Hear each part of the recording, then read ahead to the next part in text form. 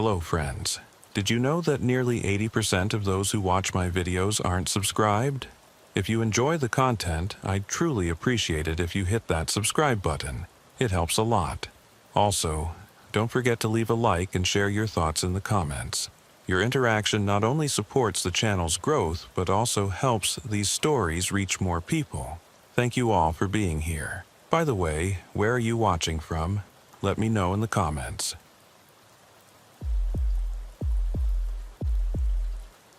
If you've ever been to Alaska, you know that it's not like anywhere else in America. The sheer vastness of the wilderness can swallow a person whole, and sometimes the land itself seems to have a hunger for those foolish enough to venture too far from civilization. But what happened to Derek Hoffman in the remote wilderness near Kantishna Ridge goes beyond what any of us in law enforcement thought was possible in the modern world.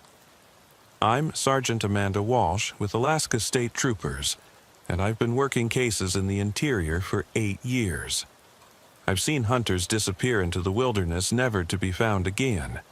I've recovered bodies from avalanches and bear attacks, and I've dealt with more missing persons cases than I care to count. But the Derek Hoffman case, that one still keeps me awake at night 3 years later. Let me start from the beginning, because the details matter in a case like this. Every small piece of information, every seemingly insignificant detail, becomes crucial when you're trying to understand what happened in that frozen wilderness near Denali National Park. It started on November 15th, 2019, when we received a call at our Fairbanks post from a woman named Crystal Hoffman. It was 6:47 p.m., and I remember the exact time because I was just finishing up paperwork on a domestic violence case when our dispatcher, Jake Morrison, knocked on my office door with a look on his face that told me this wasn't going to be a routine call. Crystal was crying so hard that Jake could barely understand what she was saying. He'd been trying to get the basic information for nearly 10 minutes, but she kept breaking down every time she tried to explain why she was calling. Between sobs, Crystal managed to explain that her husband Derek hadn't returned from what was supposed to be a 3-day solo hunting trip near Denali National Park. He'd been due back 2 days earlier. Now, in Alaska, this kind of call isn't unusual. Every hunting season, which runs from August through December depending on the game in the area, we get dozens of reports about overdue hunters. Most of the time they've just had truck trouble, or they've decided to stay an extra day because the hunting was good, or they've gotten turned around and are taking longer to hike out than expected. The vast majority of these cases end with a sheepish hunter walking into a ranger station or flagging down a passing vehicle on the park's highway, usually with a story about how their watch stopped or their truck wouldn't start. But there was something in Crystal's voice that made Jake pay closer attention. She wasn't just worried. She was terrified. And when Jake asked her why she was so certain something was wrong, her answer made him immediately transfer the call to me. Derek would never, ever miss our daughter's birthday, Crystal said, her voice cracking with emotion. Melissa turned 7 yesterday, and Derek has never missed a single one of her birthdays. Not one. He had her present wrapped and ready to go before he left. A bicycle he'd been saving up for months to buy. He was planning to take her to the zoo in Anchorage this weekend. Derek would crawl through broken glass to get home to Melissa. Something terrible has happened to him. I took down the details while Crystal tried to compose herself, but I could hear the desperation in her voice growing stronger with each passing minute. She kept repeating that Derek was the most responsible person she'd ever known, that he'd never worry his family like this, that something must have gone horribly wrong. Derek Hoffman, 34 years old, experienced hunter and outdoorsman. He worked as a conductor for the Alaska Railroad, a job that required him to be precise, punctual, and safety conscious. Crystal described him as someone who planned everything down to the smallest detail, who never took unnecessary risks, especially when it came to hunting alone in the wilderness. He'd been hunting in Alaska for over 15 years, Crystal told me, ever since he moved up from Oregon after high school.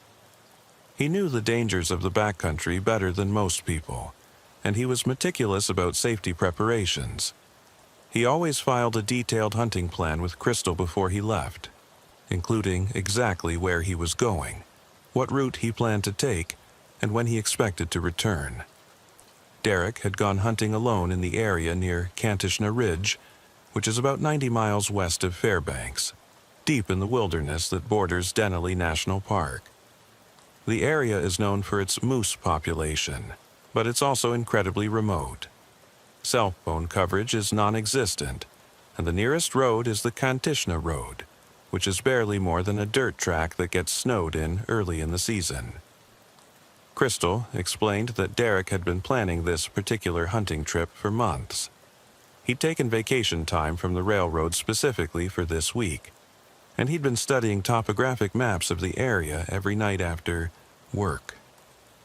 The plan was simple. Drive out to Kantishna Ridge, set up a base camp near Moose Creek about 5 miles off the main road, and hunt for 3 days before returning home Thursday evening. Derek had planned to hunt from a base camp he'd set up near Moose Creek, about 5 miles off the main road. He'd done this exact trip before, Crystal said, always for exactly 3 days, and he always came back when he said he would. In the 3 years they'd been married, Derek had never been late returning from a hunting trip, not even by a few hours.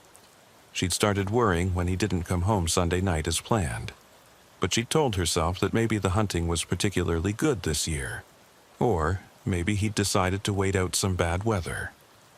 But when Monday came and went with no word from Derek, and Tuesday morning arrived with still no sign of him, Crystal knew something was very wrong.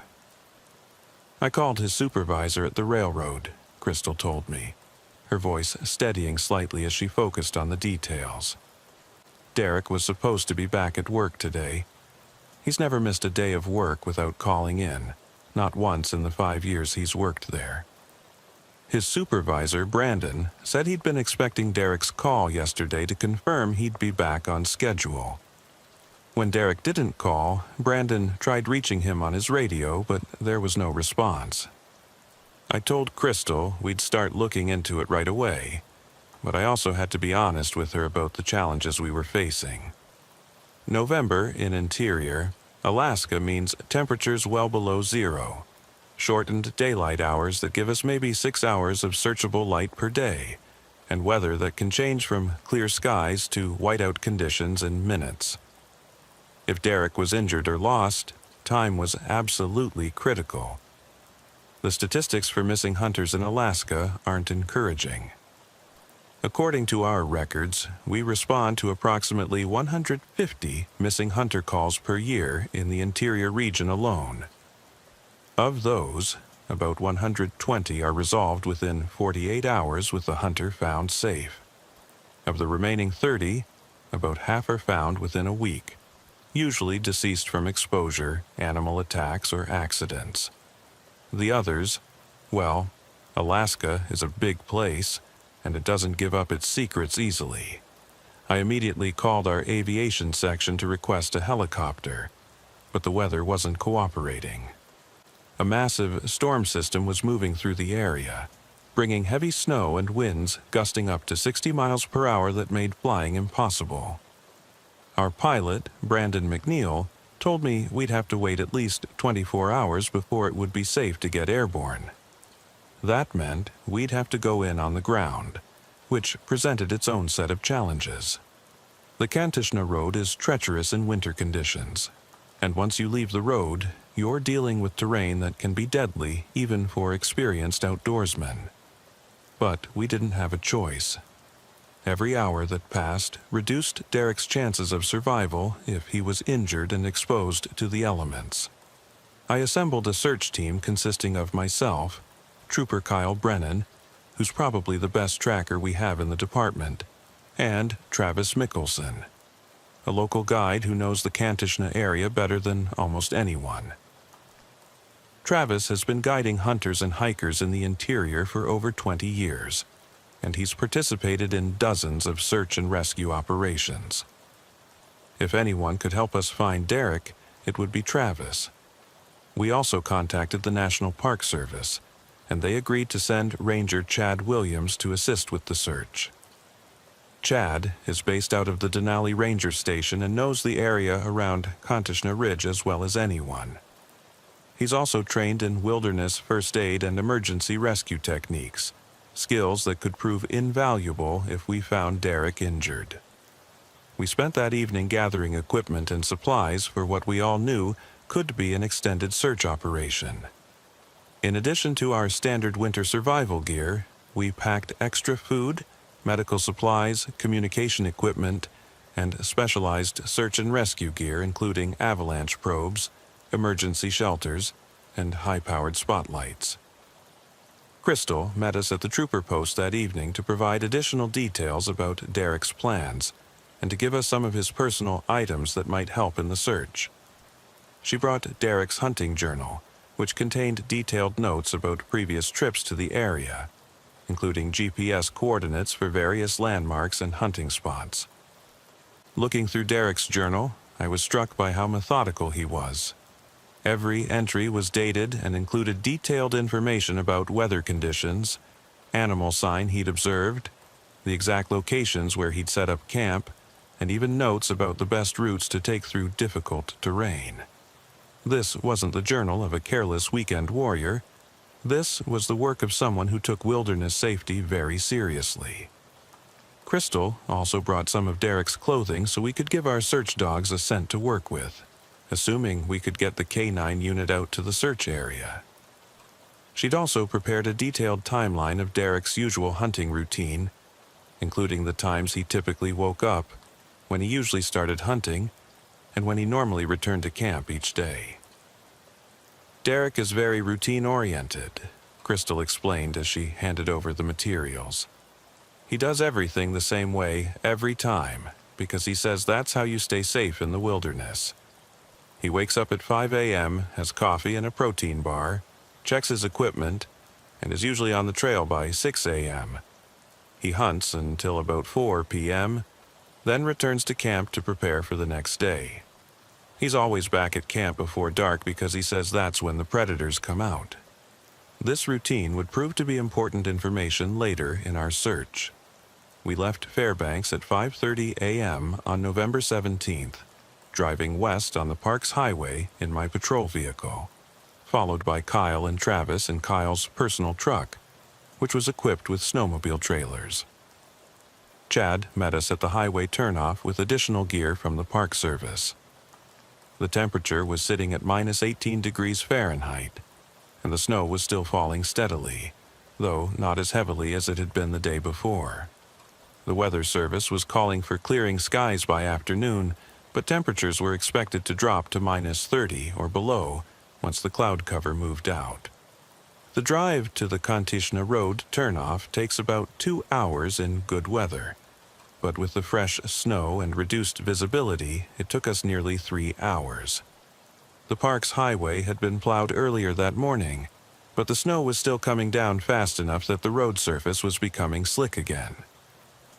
When we finally reached the turnoff to Kantishna Road, we could see that the road hadn't been plowed recently.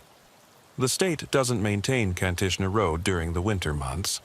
It's considered a seasonal access road that's only kept open through October. Fresh snow covered what looked like several sets of tire tracks, but with the continuing snowfall it was impossible to tell how old they were or how many vehicles had passed through recently. The Kantishna Road is rough even in summer.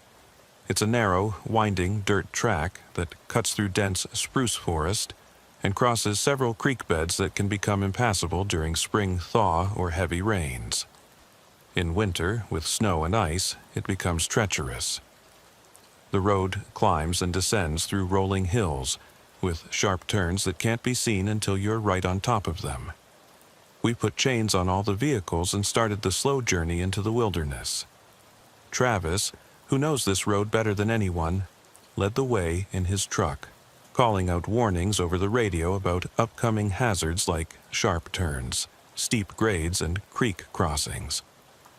The forest on either side of the road was thick with black spruce, paper birch, and aspen trees, their bare branches heavy with snow. In some places, the tree canopy was so dense that very little light filtered through, even during the middle of the day. It felt like we were driving through a tunnel that stretched endlessly into the wilderness. About 20 miles in, just past a creek crossing that Travis identified as Wolf Creek, we found Derek's truck. It was a red Ford F-150, parked in a small clearing about 50 yards off the main road. The truck was almost completely buried under snow, with just the top of the cab and part of the windshield visible. Based on the amount of snow accumulation, Travis estimated that the truck had been there for at least 3 or 4 days, possibly longer. Kyle and Travis started digging while I called in the license plate to confirm it was Derek's vehicle. The confirmation came back quickly. It was definitely Derek's truck, and it had been reported as part of the missing person case. When we finally got the truck cleared enough to examine it properly, what we found was immediately puzzling and concerning. The doors were unlocked, which was unusual for someone leaving a vehicle unattended in a remote area. Derek's keys were in the ignition, with a small keychain flashlight and a railroad-themed key fob that Crystal had given him for their anniversary. His hunting rifle was still in the gun rack in the back window, a .30-06 bolt-action rifle that Derek had owned for over 10 years and was very familiar with. The rifle was loaded with a full magazine, and there was a box of additional ammunition on the passenger seat unopened. His spare ammunition, camping gear, and food supplies were all still in the truck bed, covered by a heavy tarp that had been securely tied down with bungee cords. The gear included a high-quality winter tent, sleeping bag rated for -40 degrees, a camp stove with fuel, enough food for a week, and emergency supplies including a first aid kit, emergency radio, and signal flares. But here's what was strange. Derek's boots were in the truck. His heavy winter hunting boots, the kind that are absolutely essential for survival in the Alaskan wilderness in November, were sitting on the passenger seat next to the ammunition. These weren't just any boots, they were insulated, waterproof boots designed specifically for extreme cold weather hunting. No experienced outdoorsman would venture into the wilderness without them, especially not in November when temperatures can drop to life-threatening levels within hours. All that was missing were Derek's hunting clothes, which he would have been wearing, his day pack, a smaller backpack he used for carrying water, snacks, and emergency supplies during daily hunts, and his skinning knife, a high-quality hunting knife he always carried on his belt. Kyle examined the area around the truck carefully, looking for any sign of Derek's departure or any indication of what might have happened. The fresh snow had covered most of the ground, but Kyle is an expert tracker, and he was able to make out some details that the rest of us would have missed. There are definitely boot prints leading away from the truck, Kyle said, crouching down to examine some barely visible depressions in the snow near the driver's side door. They head off toward the northeast, into the deeper woods. But here's what's weird. The prints are from regular hiking boots, not the heavy winter boots that are sitting in the truck. Kyle continued his examination of the area around the truck, working in expanding circles to get a complete picture of what had happened. After about 30 minutes, he called us over to show us what he'd found. The boot prints definitely led away from the truck, but they only go about 30 feet before they disappear completely, Kyle explained, pointing to the faint traces he'd been following. Either the snow covered them up, which is possible, or Derek changed direction and started walking on harder ground where he wouldn't leave prints. Travis was examining the truck itself, looking for any signs of damage or struggle. The truck doesn't show any signs of being forced open, he reported. No scratches around the locks, no broken windows, no dents that would suggest someone tried to break in. It looks like Derek parked here voluntarily and left on his own. But why would he leave his essential winter gear behind? We unloaded the snowmobiles from the trailers, and began following what we hoped was Derek's trail. The snow was still falling lightly, and the visibility was limited to maybe 50 yards on a good stretch. The forest was eerily quiet. No wind, no animal sounds, just the sound of our machines and the soft whisper of snow falling through the spruce branches. The terrain in this area is challenging even in good weather. The forest floor is uneven, with fallen logs, hidden creek beds, and sudden drop-offs that can catch an unwary traveler off guard. In winter, with snow covering these hazards, it becomes treacherous for anyone not familiar with the area. We followed the rough bearing of the tracks for about 2 miles, stopping frequently to check for any sign of Derek's passage. The snow was deep, in some places 4 feet or more, and it would have been exhausting for someone on foot to travel any significant distance. Travis, who's been guiding hunters in this area for over 20 years, was becoming increasingly concerned as we continued the search. "This doesn't make sense," he said during one of our stops, his breath visible in the frigid air. No experienced hunter would head into this terrain without proper boots, especially not in November. The cold alone could kill you in a few hours if your feet get wet. And why would he leave his rifle in the truck? If he was planning to hunt, he'd need his weapon. If he was just setting up camp, he wouldn't go this far from his vehicle. The more we searched, the more questions arose. Derek's behavior, as we were reconstructing it, didn't match what Crystal had told us about his careful, methodical approach to wilderness safety. Everything about this situation suggested that Derek had made a series of decisions that went against everything he believed in regarding outdoor survival.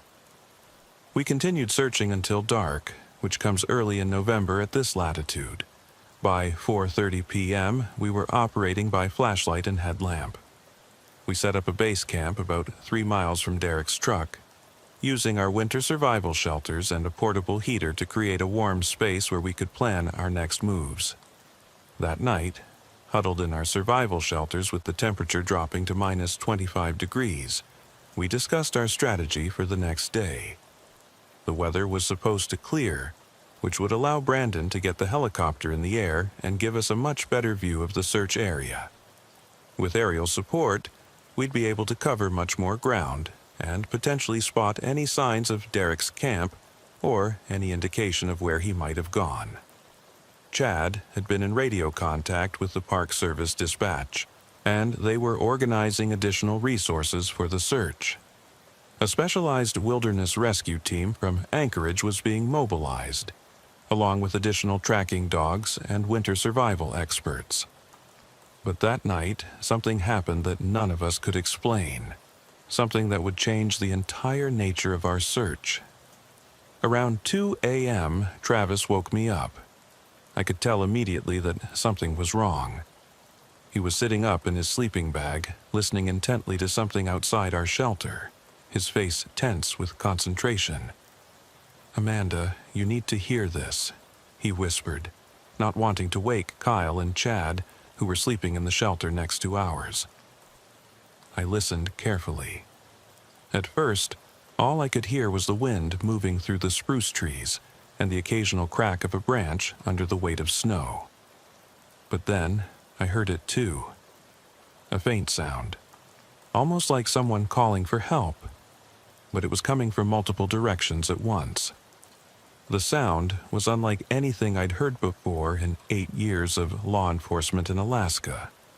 It wasn't quite human, but it wasn't like any animal call I'd ever heard either.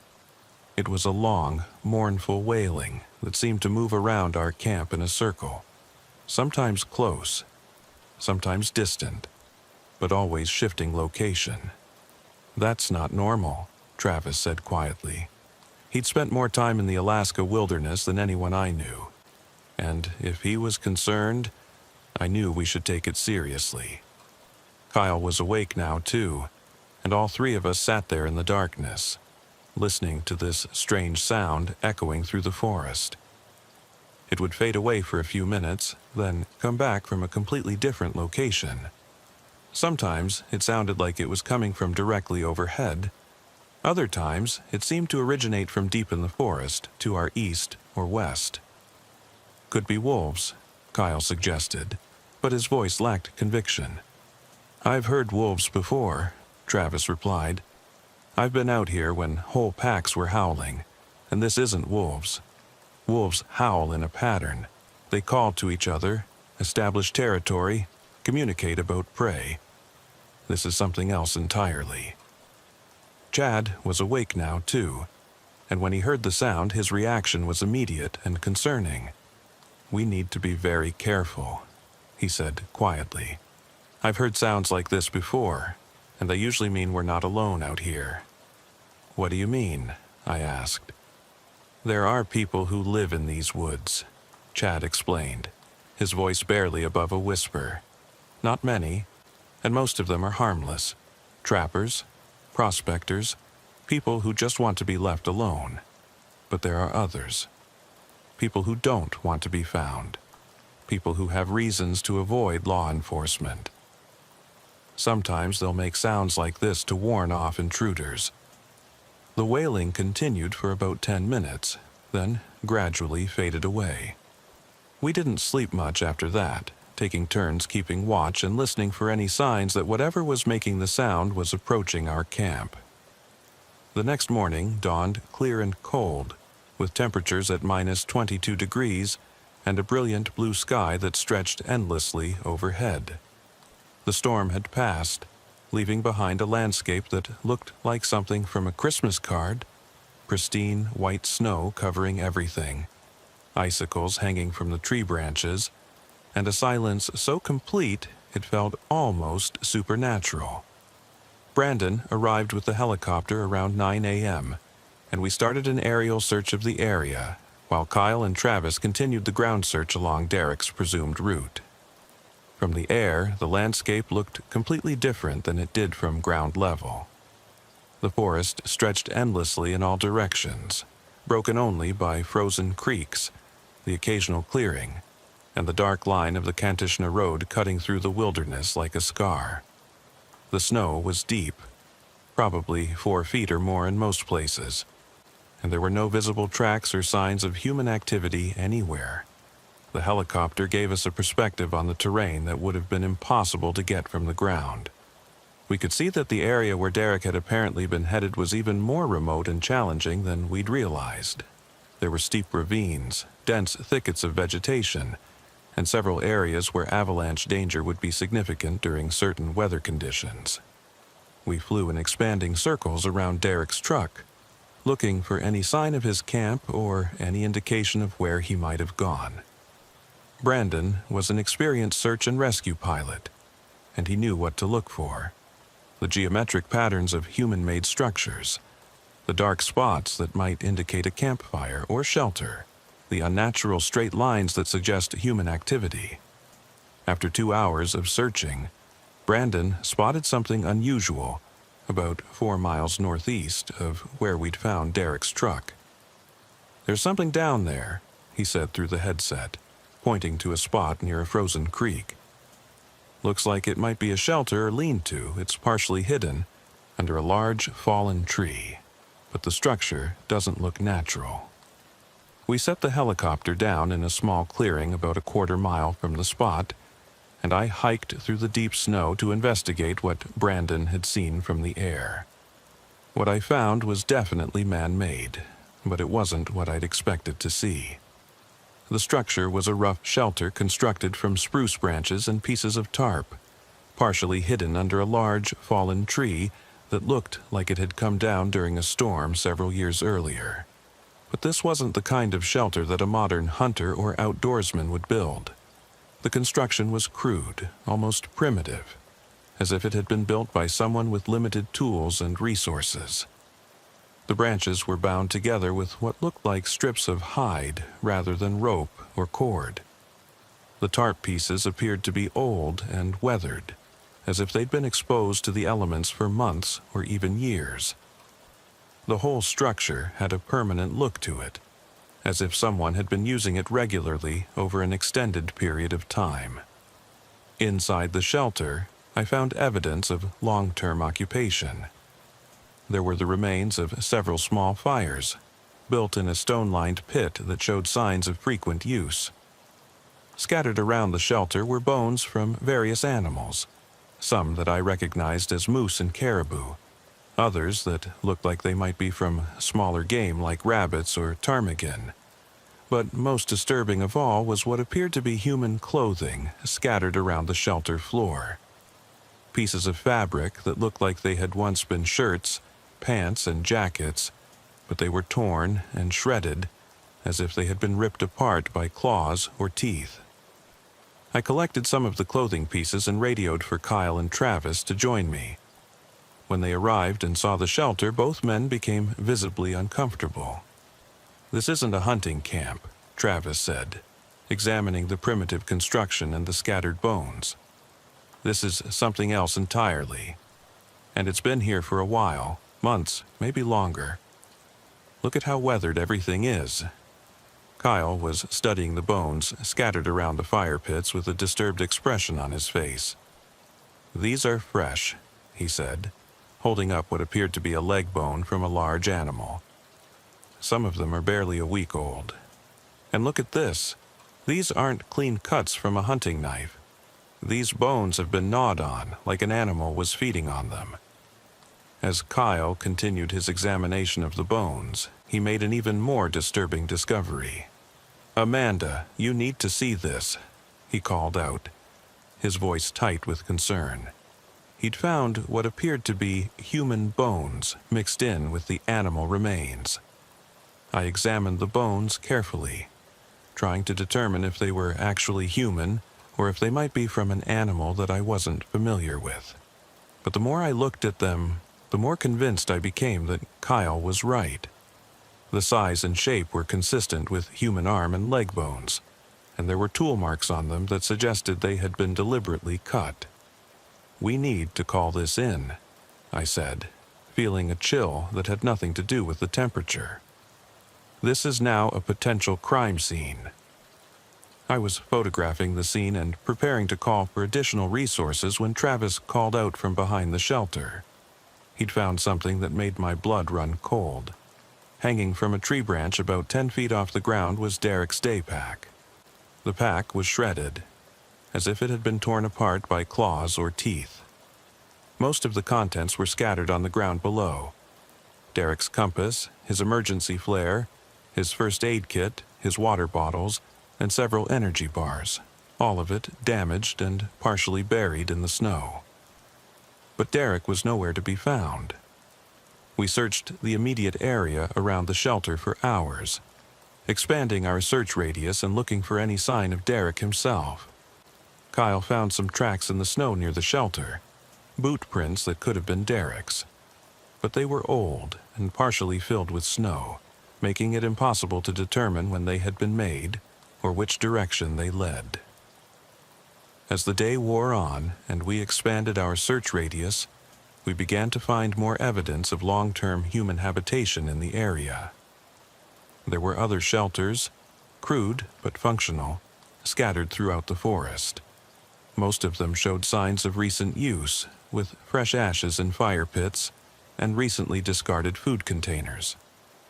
But perhaps most disturbing was the discovery Kyle made near one of the smaller shelters. Carved into the bark of a large spruce tree, about 7 feet off the ground, were what appeared to be tally marks. Dozens of them, arranged in groups of 5, as if someone was keeping count of something. Below the tally marks, also carved into the bark, was a single word: taken. None of us knew what to make of this discovery. Who was keeping count and what were they counting? And what did taken refer to? That evening, as we prepared to return to base, camp, and call in additional resources, Travis made a discovery that changed everything. He was doing a final sweep of the area around the primitive shelter when he noticed something else carved into the bark of a large spruce tree. At first, it looked like natural scarring from an animal, but when he looked closer, he realized it was deliberate. Carved into the tree, about 7 feet off the ground, was a message that made our blood run cold. They took him to the mine. The carving was fresh. The exposed wood was still white, indicating it had been made recently, probably within the past few days. Below the message, also carved into the bark, was an arrow pointing northeast, deeper into the wilderness. None of us knew what to make of this. Who were they? What mine? And who had carved this message? Travis studied the carving with his flashlight as the sun began to set. "This was made with a knife," he said, running his finger along the carved letters. "A sharp one, and whoever did it knew what they were doing. These letters are clean and deep, and whoever carved this was tall. You'd have to be at least 6 feet to reach this high comfortably." Derek was exactly 6 feet tall. "You think Derek carved this himself?" Kyle asked. "It's possible," Travis replied. "But if he did, it means he was alive when he made it, and it means he knew something about a mine in this area." Chad had been quiet during our examination of the carving, but now he spoke up with information that added another layer of complexity to our search. "There are old mines all over this area," Chad said. The whole region was heavily prospected during the gold rush years, from the 1890s through the 1940s. Most of them were small operations that played out quickly, but there are dozens of abandoned mine shafts scattered throughout these mountains. "Are any of them still accessible?" I asked. "Some of them, probably," Chad replied. "The government tried to seal most of the abandoned mines years ago for safety reasons, but it's a big area and they didn't get them all. Plus, some of the seals have failed over time due to weather and ground movement." This opened up an entirely new dimension to our search. If Derek had been taken to an abandoned mine, he could be anywhere within a radius of dozens of miles. And if he was being held underground, our aerial search efforts would be completely useless. We followed the direction of the arrow for about a mile before darkness forced us to stop for the night. The terrain was becoming increasingly difficult, with steep slopes and dense vegetation that would be challenging to navigate even in daylight. That night, as we discussed our next move around our camp heater, Kyle raised the question that we were all thinking. What if Derek carved that message himself? What if he's still alive, but someone or something has taken him prisoner? It sounded crazy, but nothing about this case was making sense from the beginning. Why would Derek leave his truck without proper boots? Why was his pack found torn apart near a primitive shelter that obviously wasn't his? And who or what was living in those crude camps scattered throughout the forest? The more we discussed the possibilities, the more convinced we became that Derek had encountered something or someone in the wilderness that he wasn't prepared for. The evidence suggested that there were people living in the forest. People who had been there for an extended period of time, and who might not want to be discovered by law enforcement. "There's something else we need to consider," Chad said quietly. "This area has a history that most people don't know about. During World War II, there were rumors of deserters and draft dodgers hiding out in these mountains. Some of them supposedly never came back to civilization, even after the war ended." "You're talking about people who've been living in the wilderness for decades?" I asked. "It's possible," Chad replied. "There are stories, probably just legends, about groups of people who've completely disconnected from modern society and live off the land year-round. Most of the stories are probably nonsense, but if even some of them are true..." He didn't need to finish the sentence. We all understood the implications. The next morning, November 19th, we were joined by additional resources that had been mobilized overnight.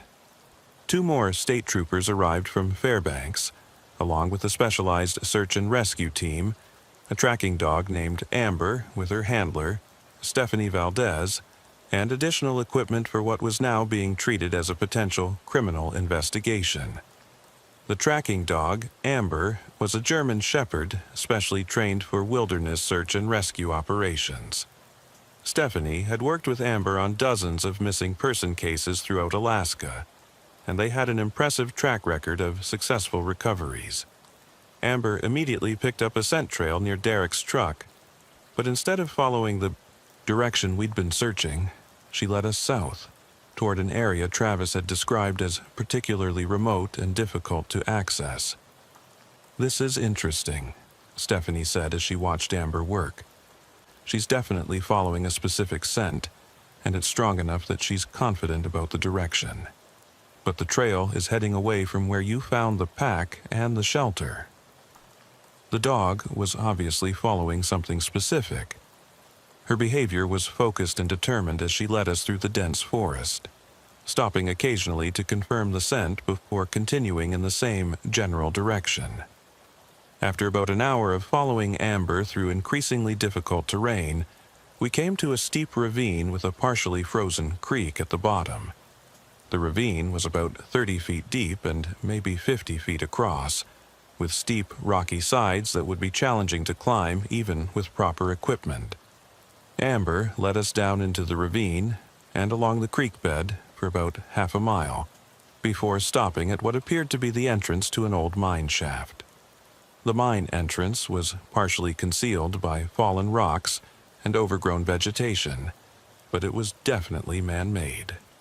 A metal sign, rusted and barely legible, was bolted to a wooden post near the entrance. The sign read, "Lucky Strike Mine Established. 1923, danger, no trespassing. Authorized personnel only." Travis told us he'd heard of the Lucky Strike, but he thought it had been sealed up decades ago. Most of these old gold mines were abandoned during World War II, he said, examining the entrance. The government shut them down to focus resources on the war effort. This one should have been filled in years ago. But the mine obviously wasn't sealed. The entrance was clear, and there were obvious signs that someone had been using it recently. The vegetation around the entrance had been cut back, and there was a well-worn path leading from the creek bed up to the mine entrance. Amber was intensely interested in the mine entrance, but she refused to go inside. She sat at the opening and whined, looking back at Stephanie as if asking for permission to enter, but also seeming reluctant to proceed. "She's definitely indicating that the scent trail leads into the mine," Stephanie said, studying her dog's behavior carefully. "But she's also showing signs of stress. In my experience, this usually means she's detected something that makes her uncomfortable. Either dangerous conditions or the presence of other people."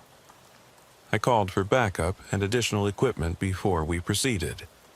This was potentially a rescue situation now, but it was also extremely dangerous. Old mines are notorious for cave-ins, toxic gases, and unstable structures. We couldn't just walk in there without proper safety equipment and additional personnel. While we waited for the cave rescue team to arrive from Anchorage, I explored the area around the mine entrance more thoroughly. What I found was deeply disturbing, and suggested that our situation was far more complex than a simple missing hunter case. There were tracks in the snow around the mine entrance, lots of them. Boot prints of various sizes, all leading to and from the mine entrance. Some of the tracks looked recent, made within the past day or two, but others were partially filled with snow, suggesting they'd been made over a period of several days or weeks. More troubling, there were signs of organized, deliberate activity around the mine. Someone had been systematically clearing rocks and debris from the entrance. There were tool marks on the stones, and a pile of removed rocks off to one side that hadn't been there long enough to accumulate much snow. This wasn't the work of a casual explorer. This was a deliberate effort to make the mine accessible. But the most disturbing discovery was what appeared to be a cache of supplies hidden behind a boulder about 50 yards from the mine entrance. Under a carefully camouflaged tarp, we found military-style rations, bottled water, sleeping bags, several hunting knives, a camp stove with fuel, and what looked like medical supplies including bandages, antiseptic, and pain medication. Everything looked like it had been placed there recently, and the quantity suggested that multiple people had been using this location as a base of operations. There was enough food and water for several people for at least a week, maybe longer. Kyle was examining the medical supplies when he made a discovery that sent a chill down my spine. "Amanda, look at this," he said, holding up a small bottle of pills. "These are prescription painkillers, and they're prescribed to Derek Hoffman." The prescription bottle was dated just 2 weeks earlier, and it was nearly empty. Derek's name and address were clearly printed on the label, along with instructions to take the medication for back pain he'd been experiencing after an injury at work. How did Derek's medication end up in a supply cache near an abandoned mine? I asked, though I wasn't sure I wanted to hear the answer. Either Derek left it here himself, which doesn't make sense given the circumstances, Kyle replied, or someone took it from him and brought it here. The implications were terrifying. If someone had taken Derek's medication, it suggested that he had been captured, not just lost or injured in an accident. And if his captors needed painkillers, it might mean that Derek was injured and being held somewhere against his will. When the cave rescue team arrived from Anchorage around noon, we finally had the expertise and equipment necessary to safely enter the Lucky Strike mine.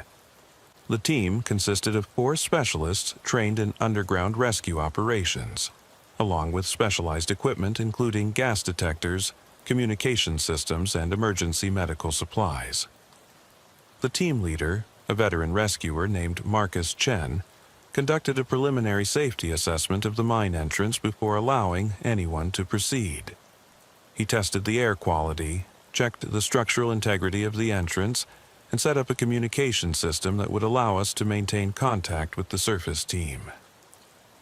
"The air quality is acceptable, and the immediate structure appears stable," Marcus reported after his initial assessment.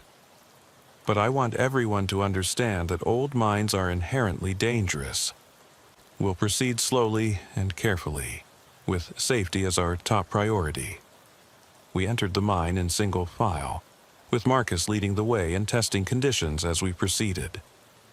The Lucky Strike mine shaft went straight into the hillside for about 200 feet before branching off into several smaller tunnels.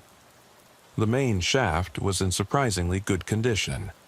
The timber supports were old, but still solid, and there was no immediate danger of cave-in. But what we found inside defied explanation, and suggested that our worst fears about Derek's situation were true. The mine had been converted into some kind of living space that looked like it had been occupied for months, possibly years. There were sleeping areas set up in the side tunnels with sleeping bags, personal belongings, and makeshift furniture arranged throughout the underground space. Battery-powered lanterns provided light throughout the mine, and there were signs that people had been cooking food over small camp stoves in areas with adequate ventilation. The level of organization and planning that had gone into this underground living space was impressive and deeply concerning. It looked like multiple people had been living in the mine for an extended period of time. We found evidence of at least 6 different individuals, different sizes of clothing, personal items including books and photographs, and separate sleeping areas that appeared to be designated for specific individuals. But what was most disturbing was the condition of the living space. Despite the organization, it was filthy, with garbage and human waste scattered throughout the tunnels. The smell was overwhelming, a mixture of unwashed bodies, rotting food, and human waste that made it difficult to breathe even with our protective equipment. As we explored deeper into the mine, the evidence of long-term habitation became even more disturbing. We found stockpiles of food and supplies that suggested the residents were prepared for extended isolation.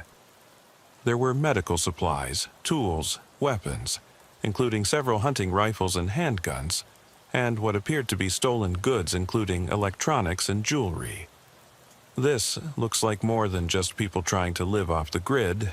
Kyle observed as we documented the evidence. This looks like an organized group that's been operating out here for a long time. In one of the side tunnels, we found what appeared to be a workshop where someone had been modifying weapons and equipment. There were gun parts scattered on a makeshift workbench, along with tools for metalworking and electronics repair. It looked like whoever was living here had significant technical skills and was completely self-sufficient. But the most chilling discovery was in the deepest part of the mine, about 300 feet from the entrance. Someone had used metal cables and heavy padlocks to create a cage-like structure in one of the smaller tunnels. The cell was about 6 feet by 8 feet, just large enough for a person to lie down, but not large enough to stand up or move around comfortably. Inside the makeshift prison, we found more shredded clothing, including pieces that Crystal would later identify as belonging to Derek. There were also personal items including Derek's wallet, his railroad ID card, and his wedding ring. But Derek wasn't there. The cell showed obvious signs of recent occupation. There was a sleeping bag inside, along with food containers and a makeshift toilet. The metal cables that formed the cage showed signs of wear, as if someone had been pulling on them repeatedly, trying to escape. But most disturbing of all was what we found carved into the stone wall of the makeshift cell. Scratched into the rock with what appeared to be a small piece of metal were the words, "Derek Hoffman, November 16th. Help me. They plan to move me tomorrow." November 16th was the day after Derek was supposed to have returned home from his hunting trip. Below that message, in what appeared to be the same handwriting, were additional notes that painted a terrifying picture of Derek's situation. Day 3, still alive, 6 of them. Leader called Jake, planning something bad. Day 4, moved me deeper, can hear screaming from other tunnels, God help me. Day 5, Jake says I know too much. They're going to move me to the facility. If anyone finds this, tell Crystal and Melissa I love them. The dates corresponded exactly with Derek's disappearance timeline, confirming that he had been held prisoner in this underground cell for at least 5 days after he was supposed to return home. We searched every inch of the accessible areas of the mine, but there was no sign of Derek himself. However, we did find evidence that suggested he had been moved recently. In one of the tunnels, we found drag marks in the dirt floor, as if someone heavy had been pulled through the passage. The cave rescue team declared parts of the mine structurally unsafe for extended occupation, and we were forced to evacuate after documenting everything we could. But before we left, I noticed something else that would haunt me for months afterward. In the main tunnel, someone had carved a crude map into the rock wall. The map showed the local area, including landmarks I recognized: the creek, the road, Derek's truck location, and several other points. But there were also markings for places I didn't recognize, including what appeared to be other mine shafts and several locations marked with symbols that looked disturbingly like graves. One location on the map was marked with the words "the facility" and an arrow pointing northwest, toward an area of the wilderness that was even more remote than where we currently were. We photographed everything and collected as much evidence as possible, but we still had no idea where Derek was or who had been holding him prisoner in the mine. That evening, we established a surveillance post near the mine entrance, hoping that whoever had been using it would return. Kyle and I took the first watch while the others returned to base camp to coordinate with additional law enforcement resources that were being mobilized. Around midnight, our patience was rewarded, but what we witnessed would change the entire nature of our investigation. We saw lights moving through the forest, multiple flashlight beams heading toward the mine from the north. I counted at least 4 separate lights, moving in a coordinated pattern that suggested the individuals were very familiar with the terrain and were working together as an organized group. Through our night vision scopes, we could see 4 figures approaching the mine entrance. They moved carefully and deliberately, stopping frequently to listen and look around, as if they were being cautious about being detected by law enforcement. What was most disturbing was their level of organization and apparent military-style training. They moved in formation, used hand signals to communicate, and approached the mine entrance using tactical movement patterns that suggested they had significant experience with this kind of operation. When they reached the mine entrance, one of the figures, a tall man wearing what appeared to be military-style clothing and carrying what looked like an assault rifle, began speaking in a low voice to the others. We couldn't hear what he was saying, but his gestures suggested he was giving instructions and coordinating their activities. After a few minutes of apparent planning, all 4 figures disappeared into the mine. We radioed for backup and settled in to wait for additional law enforcement to arrive before making our move. When Trooper Brennan and the specialized tactical team reached our position about 30 minutes later, we surrounded the mine entrance and called for the individuals inside to come out. What happened next was unlike anything I'd experienced in my 8 years with the state troopers, and it convinced me that we were dealing with something far more dangerous and organized than a simple kidnapping case. Instead of complying with our commands, the individuals inside the mine began making the same strange wailing sounds we'd heard on our first night in the wilderness. The sounds echoed out of the mine shaft and seemed to come from multiple locations at once, as if they were moving through the tunnels and using the mine's acoustics to confuse and disorient us. The wailing continued for several minutes, growing louder and more intense. It was the same haunting, otherworldly sound we'd heard before, but now it was amplified by the mine's underground chambers, creating an effect that was both terrifying and disorienting. When we finally entered the mine to apprehend the suspects, we found it empty. The 4 individuals we'd seen enter the mine had vanished completely. We searched every tunnel, every side passage, every possible hiding place, but they were gone. The only evidence that anyone had been there recently was the still-warm camp stoves and the fact that most of the personal belongings we'd seen earlier had been removed. But how had they escaped? We'd had the entrance under constant surveillance, and Marcus Chen had assured us that there was no other way out of the mine that his team could find. Travis suggested that there might be a second entrance that we hadn't discovered, possibly hidden or partially collapsed. But even with the cave rescue team's expertise and specialized equipment, we couldn't find any evidence of another exit. There are stories about some of these old mines having multiple entrances, Chad offered. The miners sometimes dug secondary shafts for ventilation or emergency exits. If this group has been using the mine for an extended period, they might have reopened an old secondary tunnel. It was possible, but it didn't explain how 4 people could disappear so completely and so quickly. It was as if they had simply vanished into the rock itself. We maintained surveillance on the mine for 3 more days, but no one returned. The strange wailing sounds continued each night, always seeming to come from different directions in the forest, but we never saw anyone again. During those 3 days, we expanded our search to include other areas marked on the crude map we'd found carved into the mine wall. Using helicopters and additional ground teams, we located 2 other abandoned mine shafts in the area, both showing signs of recent activity. At the second mine, which was located about 5 miles northwest of the Lucky Strike, we found evidence of even more extensive long-term habitation. This mine had been converted into what could only be described as an underground compound with multiple living areas, a sophisticated ventilation system, and stockpiles of supplies that could sustain a large group for months. But, like the Lucky Strike mine, it was empty when we arrived. Whoever had been living there had cleared out recently, taking most of their belongings and leaving behind only the evidence of their long-term presence.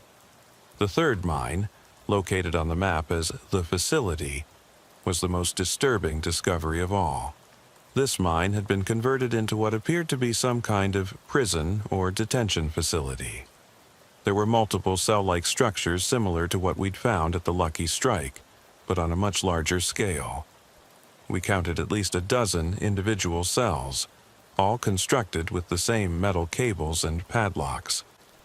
Most of the cells were empty, but in several of them we found personal belongings that suggested they had been occupied recently.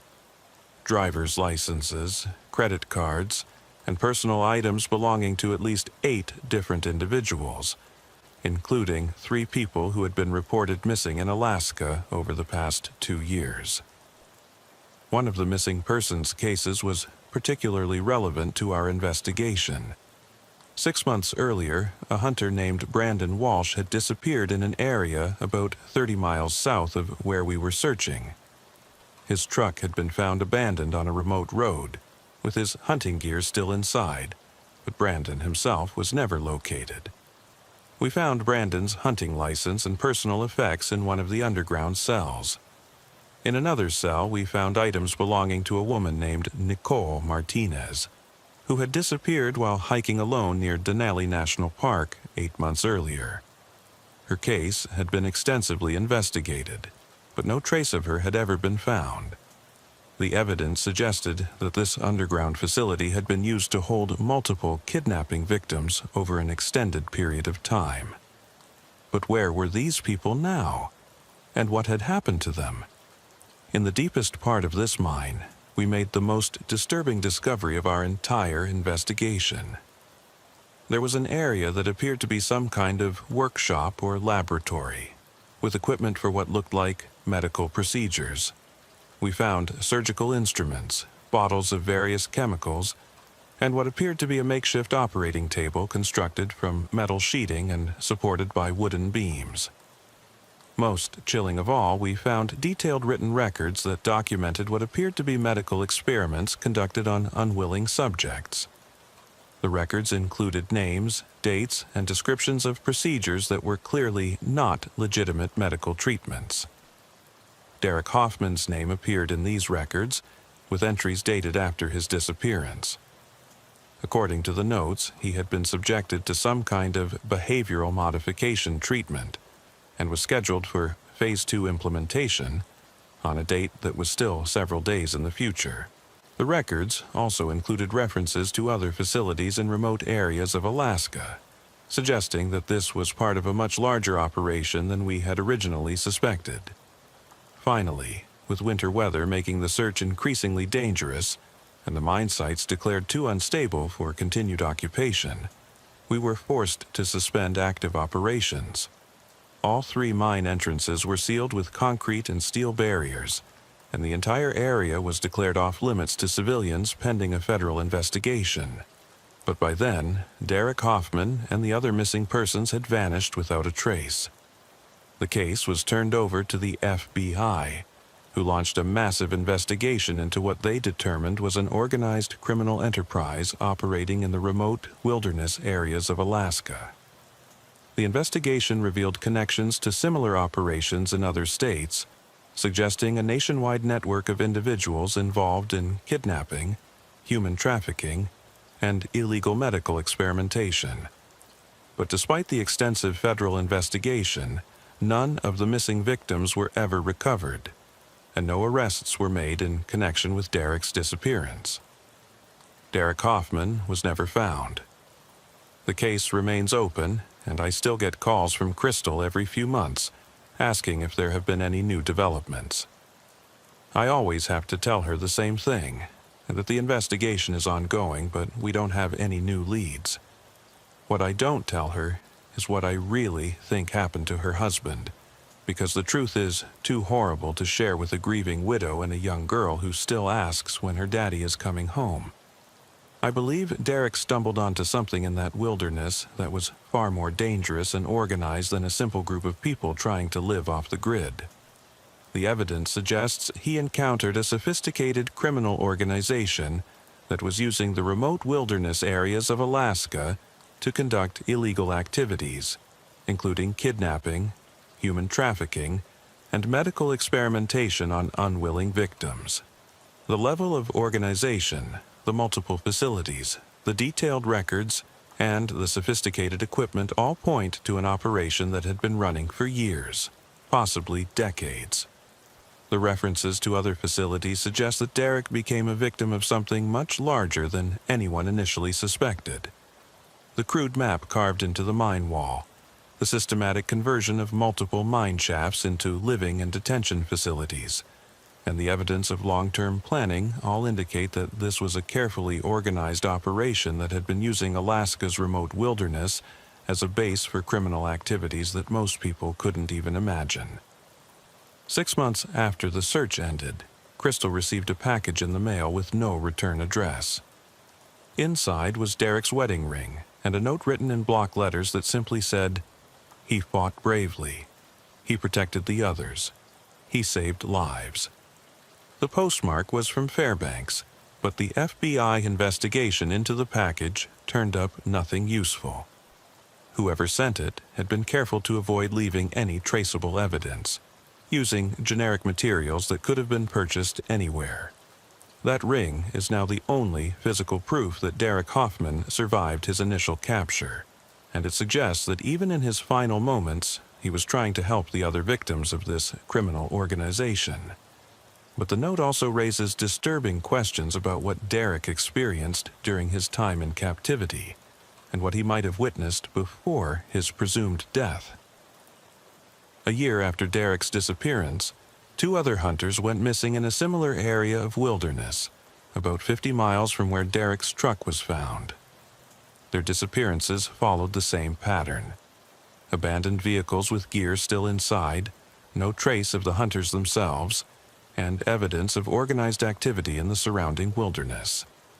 The FBI investigation expanded to include these new cases, but the results were the same. The victims vanished without a trace, leaving behind only questions and grieving families. Crystal eventually moved away from Alaska with Melissa, unable to bear living in a place where her husband had simply vanished into the wilderness. But before she left, she came to see me one last time. "I know Derek is dead," she told me, though I could see in her eyes that she still hoped for a different answer. "I've accepted that, but I need to know that someone is still looking for the people who took him. I need to know that they won't be able to do this to other families." I assured her that the investigation was ongoing, and that was true. But what I couldn't tell her was that the investigation had revealed something far more terrifying than a simple kidnapping ring. The evidence suggested that there was an organized network of individuals operating throughout the remote areas of Alaska, using the vast wilderness to conduct criminal activities that would be impossible in more populated areas. The wilderness provides perfect cover for people who want to disappear from society, and Alaska's remote locations make it nearly impossible for law enforcement to monitor or patrol effectively.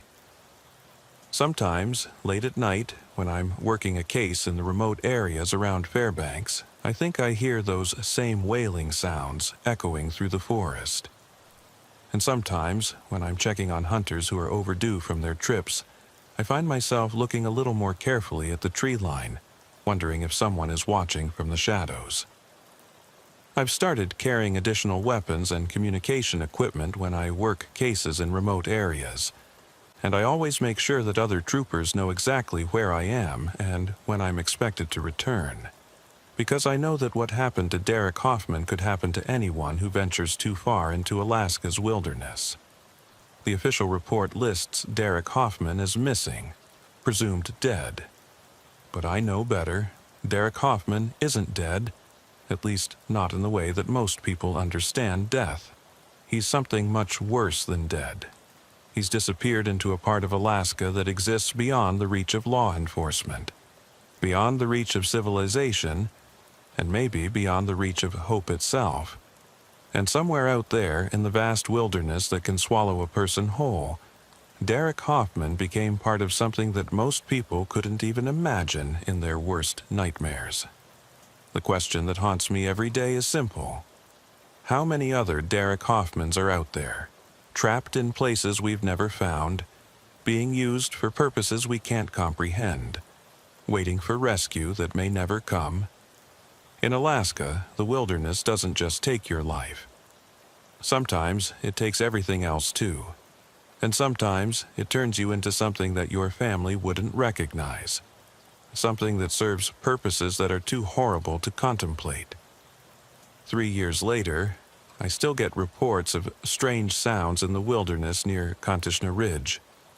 Hikers and hunters occasionally report hearing those same wailing sounds, and some have reported seeing lights moving through the forest in coordinated patterns that suggest organized human activity. But every time we investigate these reports, we find nothing. The wilderness keeps its secrets, and whatever network Derek Hoffman stumbled into continues to operate somewhere in the vast expanse of Alaska's remote areas. The Lucky Strike mine remains sealed, but sometimes I wonder if sealing the entrance was enough.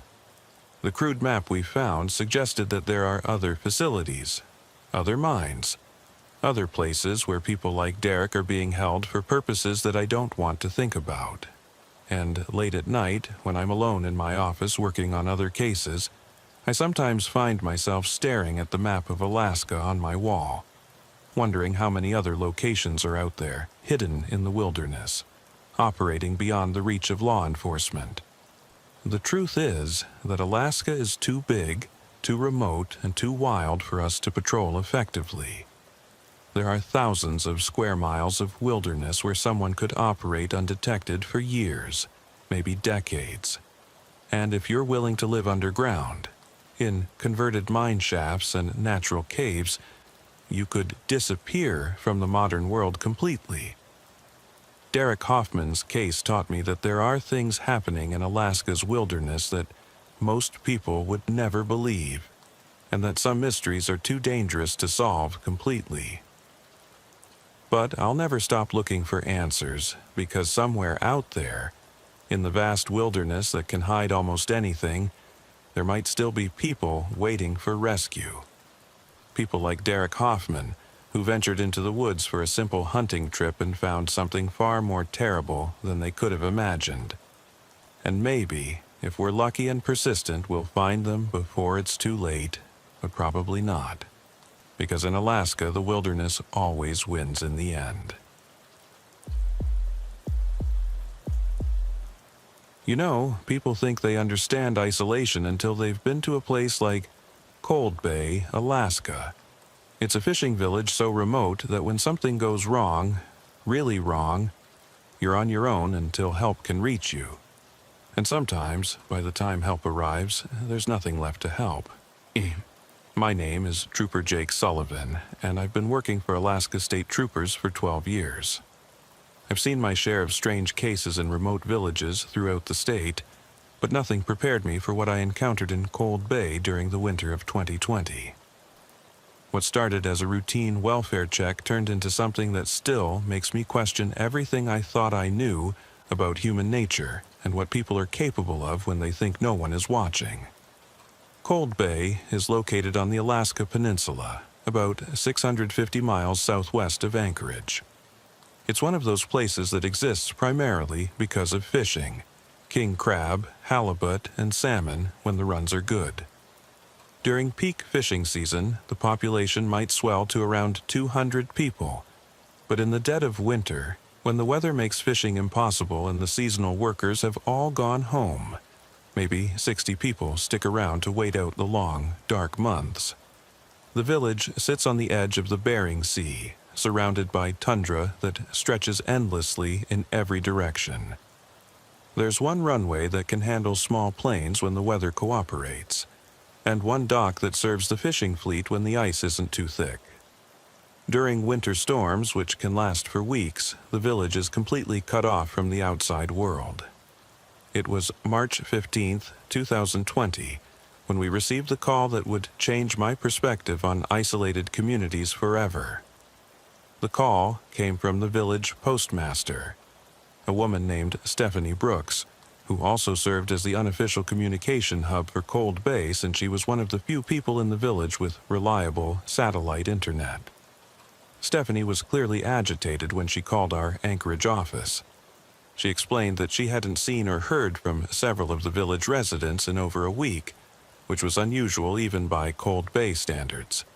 During the winter months, people might not interact daily, but they typically check in with each other every few days, especially the older residents who live alone.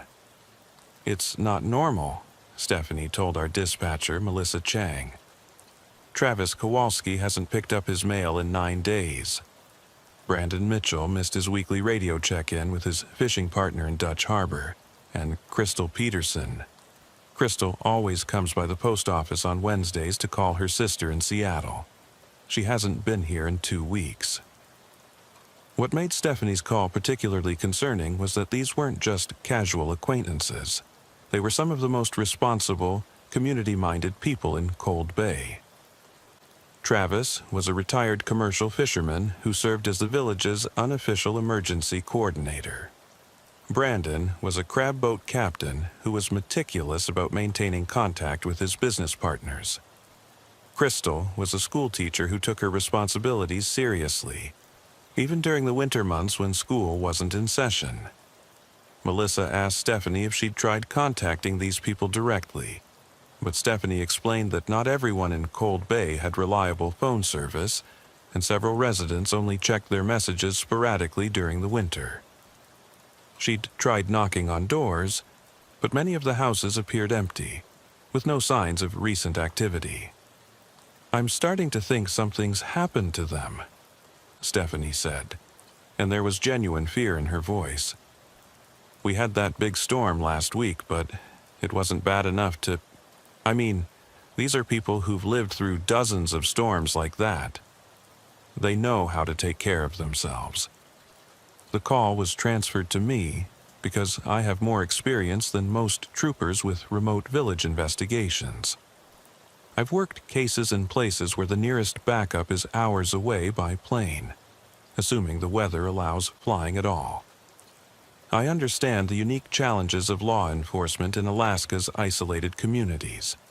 I immediately started making calls to try to get a better picture of the situation in Cold Bay.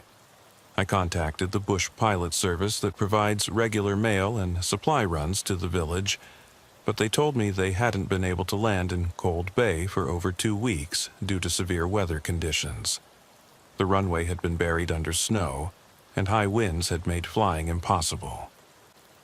I also called the Coast Guard station in Kodiak to ask if they'd received any distress signals from the Cold Bay area, but they reported no unusual activity.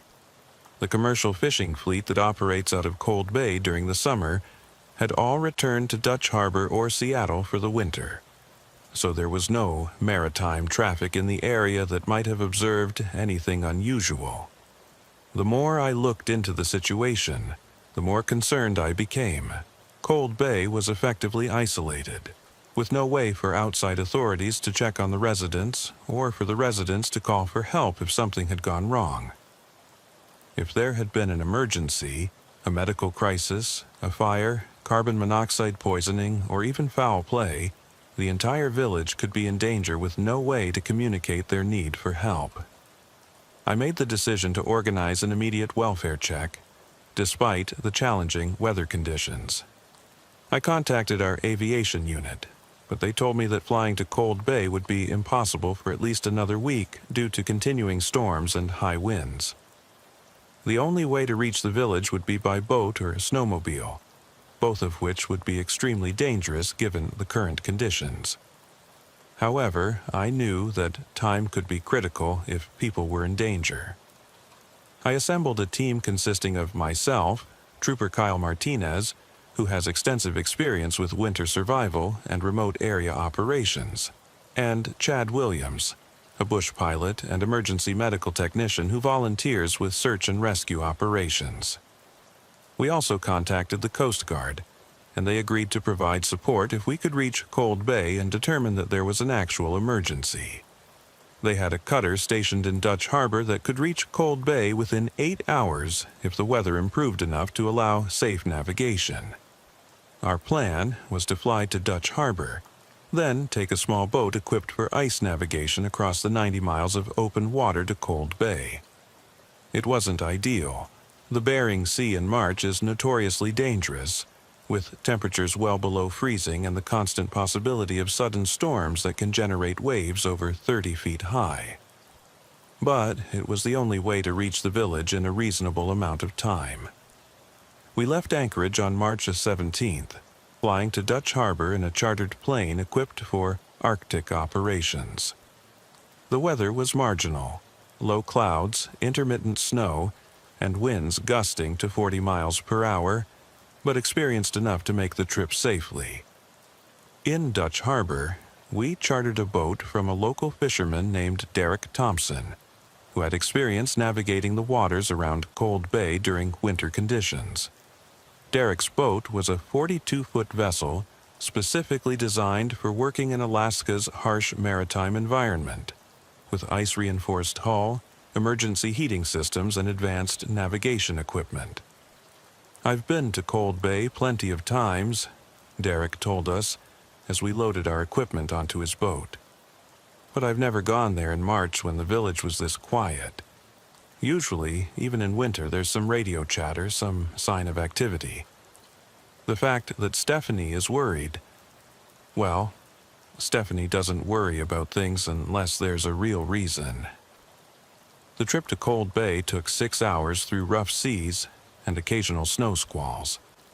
The temperature was around 10 degrees Fahrenheit, and the wind chill made it feel much colder.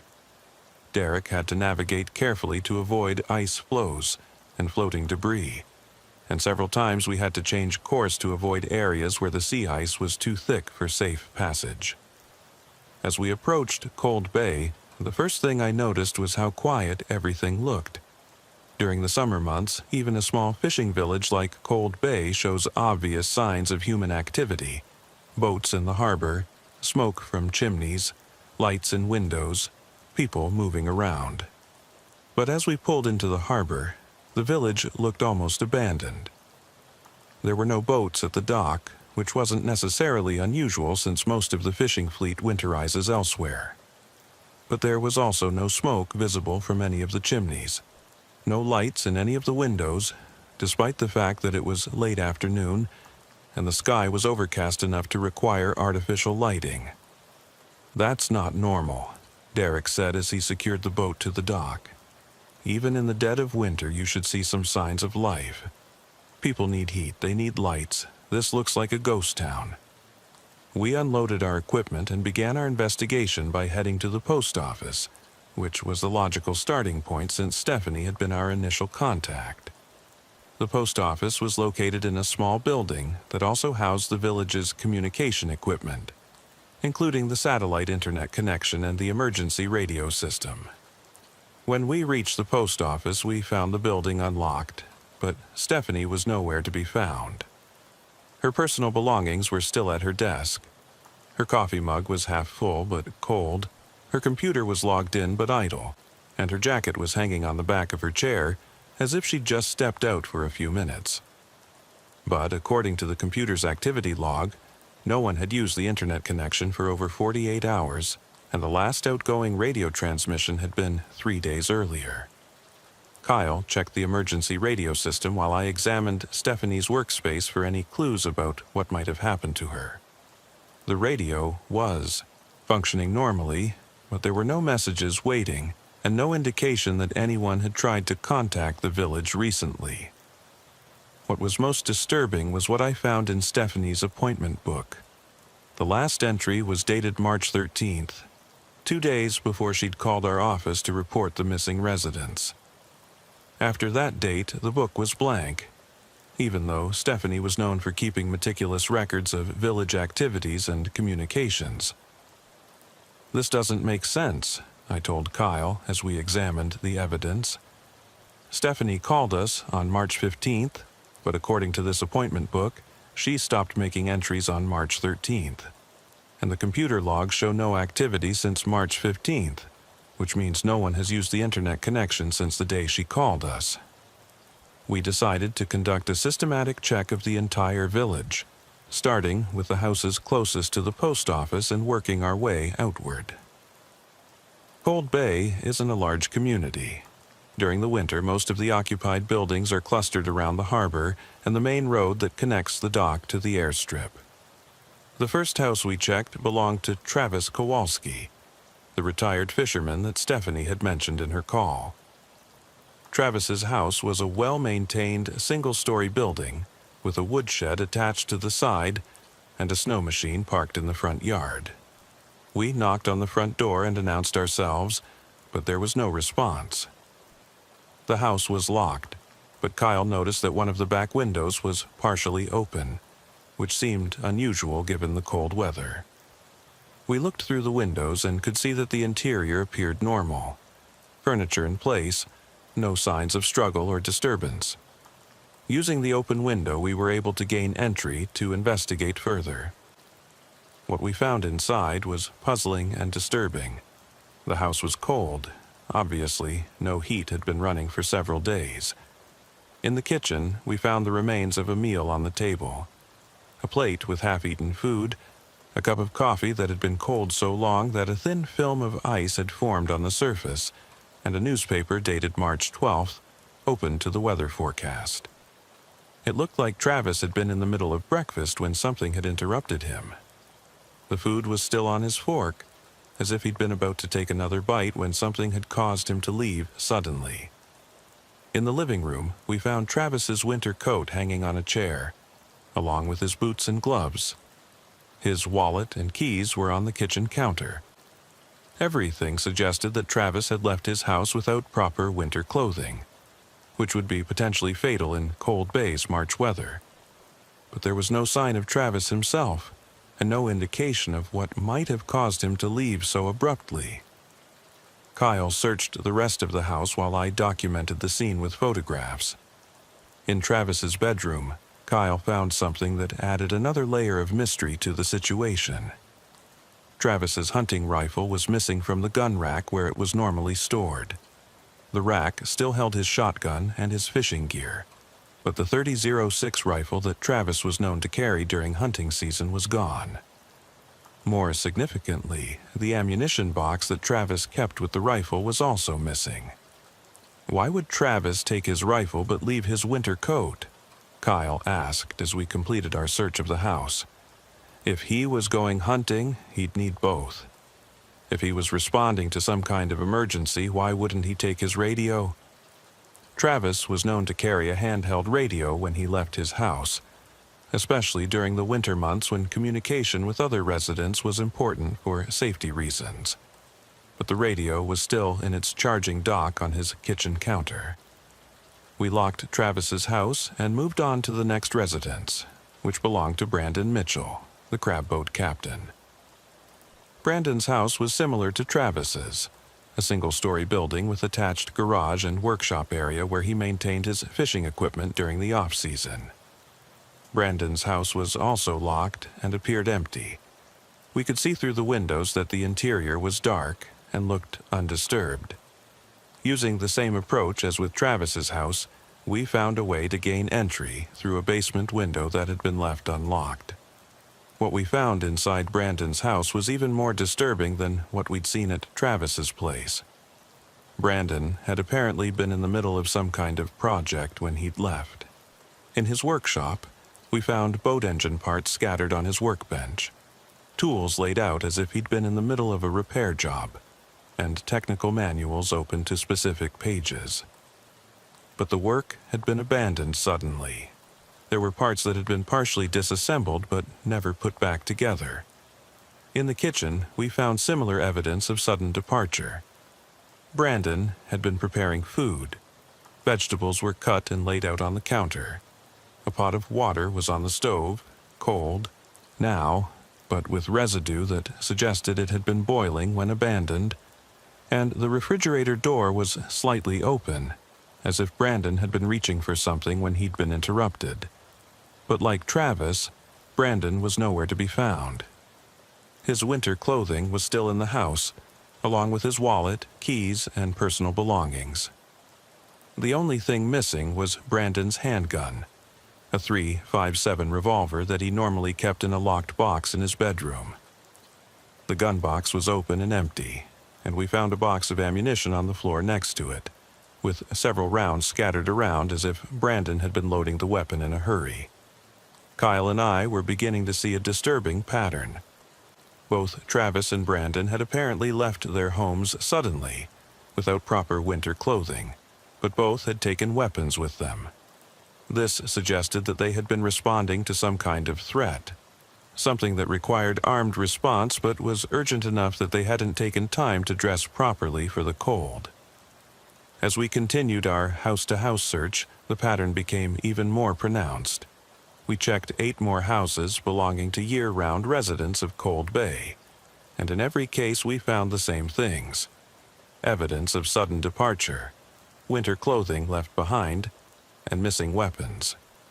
Crystal Peterson, the schoolteacher, had left her house with her breakfast half-eaten and her lesson plans scattered on her kitchen table. Her shotgun was missing from the closet where she normally kept it. Amanda Foster, a retired nurse who ran the village's small medical clinic, had abandoned a patient file she'd been working on with medical supplies scattered around her office as if she'd been gathering them quickly for an emergency. Her medical bag was missing, along with a significant quantity of antibiotics and pain medication. Nicole Williams, who operated the village's small general store, had left her store with the cash register open and money scattered on the counter. Her deer rifle was gone from the apartment above the store. Every house told the same story. People had left suddenly, taking weapons but leaving behind essential winter survival gear. Whatever had caused them to leave had been urgent enough to override their basic survival instincts. But where had they gone? And what had been important enough to make experienced Alaska residents abandon basic cold weather safety protocols? As evening approached and the temperature began to drop toward 0, Kyle and I decided to set up a base camp in the post office building, which had the most reliable heating system and communication equipment. We needed to report our findings to headquarters and request additional resources, but we also wanted to continue the investigation the next day. Chad had remained with Derek in the boat, maintaining a radio watch and ensuring that we had reliable transportation off the island if the weather deteriorated. But as we settled in for the night, Chad radioed us with information that added a new dimension to our investigation. "I've been talking to Derek about the village," Chad reported. "He says there's something you guys need to know about Cold Bay's history. He thinks it might be relevant to what you're finding." Derek had lived in the area for over 20 years and had made regular supply runs to Cold Bay during that time. According to Chad, Derek had mentioned that Cold Bay had experienced similar mysterious disappearances before, though not on this scale. Derek says that every few years, people in Cold Bay just vanish. Chad continued. "Usually, it's just 1 or 2 people, and usually during the winter when the village is isolated. The official explanation is always that they went out onto the ice or into the tundra and got lost in bad weather, but Derek says the locals have always suspected something else." This was the first I'd heard of a pattern of disappearances in Cold Bay. I immediately started checking our database for missing persons reports from the village, but our records only went back about 10 years, and most missing persons cases from remote villages were handled locally unless there was evidence of foul play. What I did find was concerning. Over the past decade, there had been at least 6 missing persons reports from Cold Bay, all during the winter months, and all involving longtime residents who were familiar with local conditions and survival techniques. The cases had been investigated, but in each instance, the conclusion had been that the missing person had suffered an accident while traveling on foot across the frozen landscape. But now, with an entire village of people apparently vanishing simultaneously, that explanation seemed increasingly unlikely. That night, as Kyle and I took turns maintaining radio watch, I called our headquarters in Anchorage to report our preliminary findings and request additional investigative resources.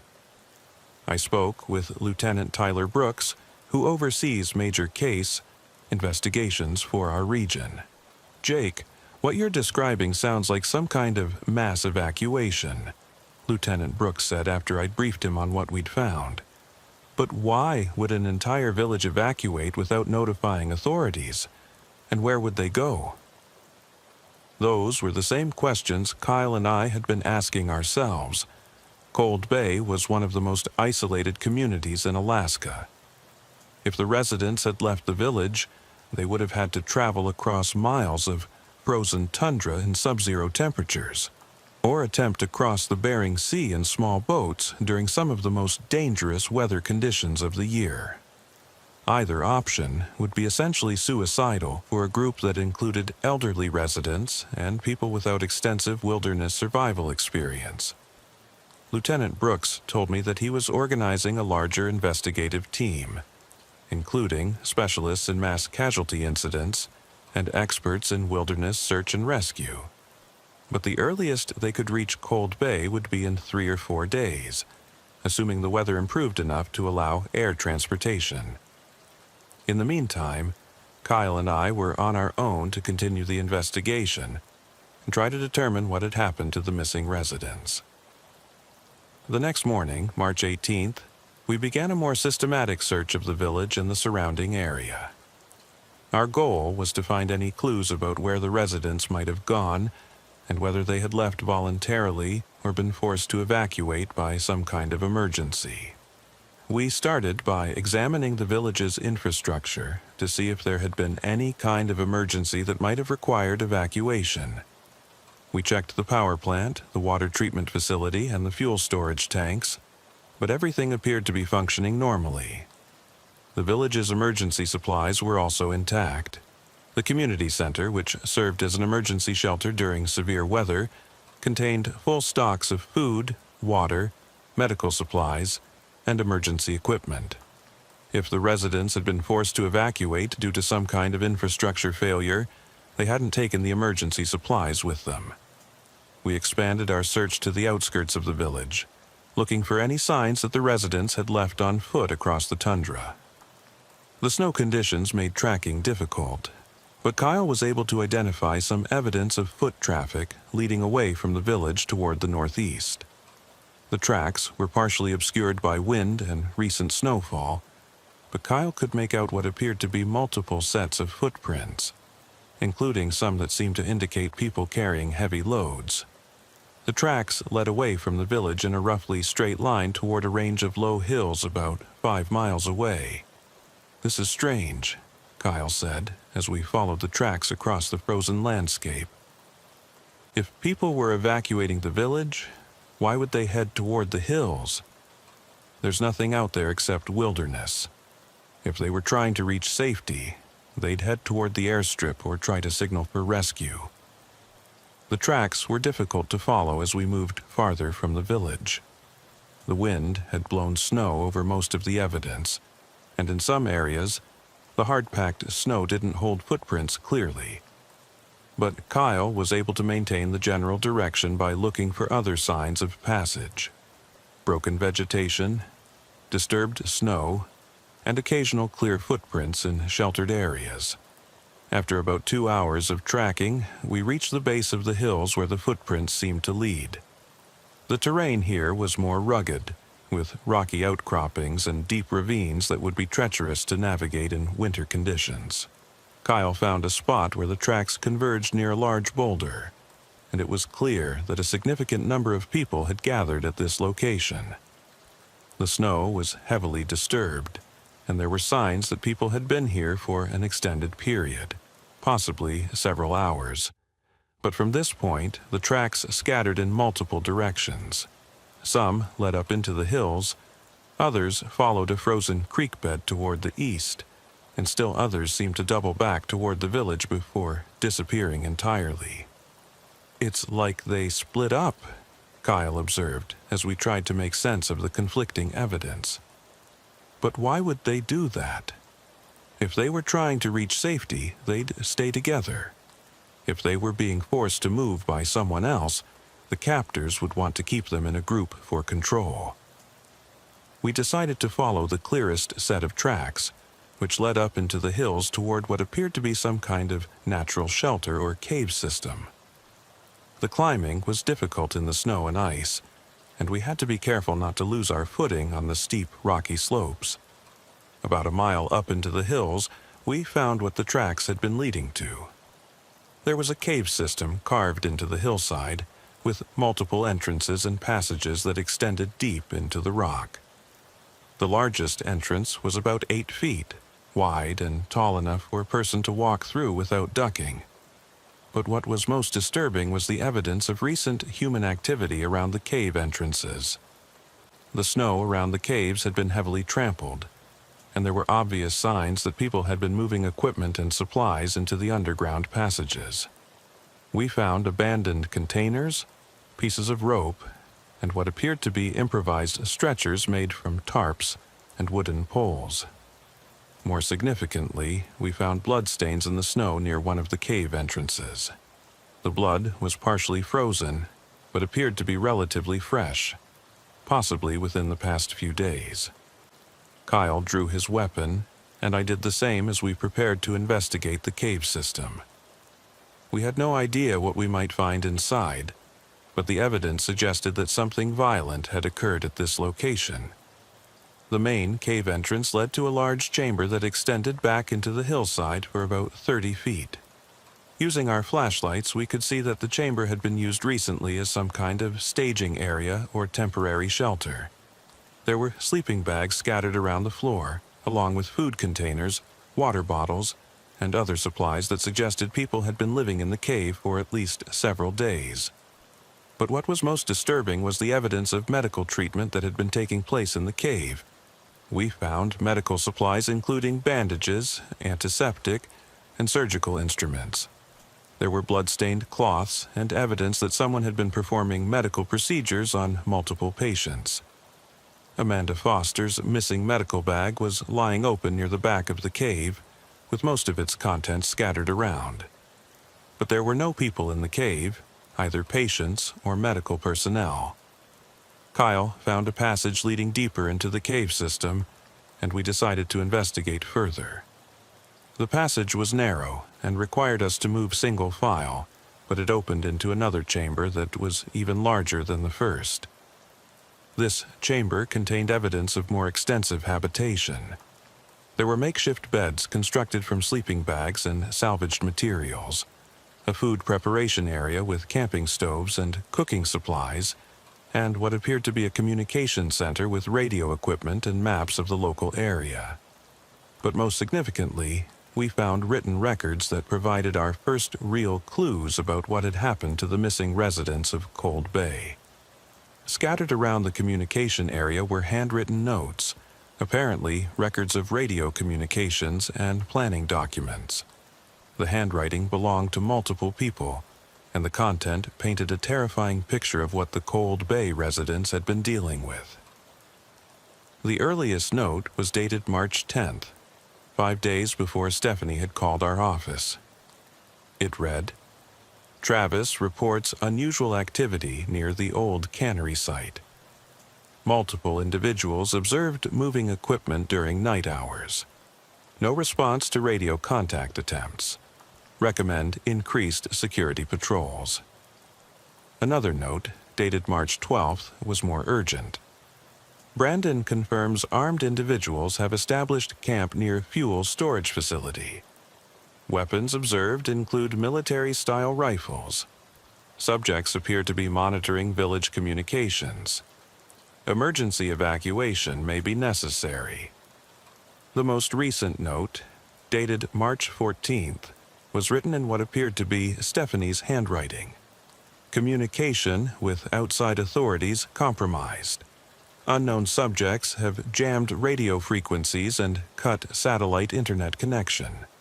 Village residents gathering emergency supplies for evacuation to cave system. Travis and Brandon organizing armed resistance. Medical treatment area being established for casualties."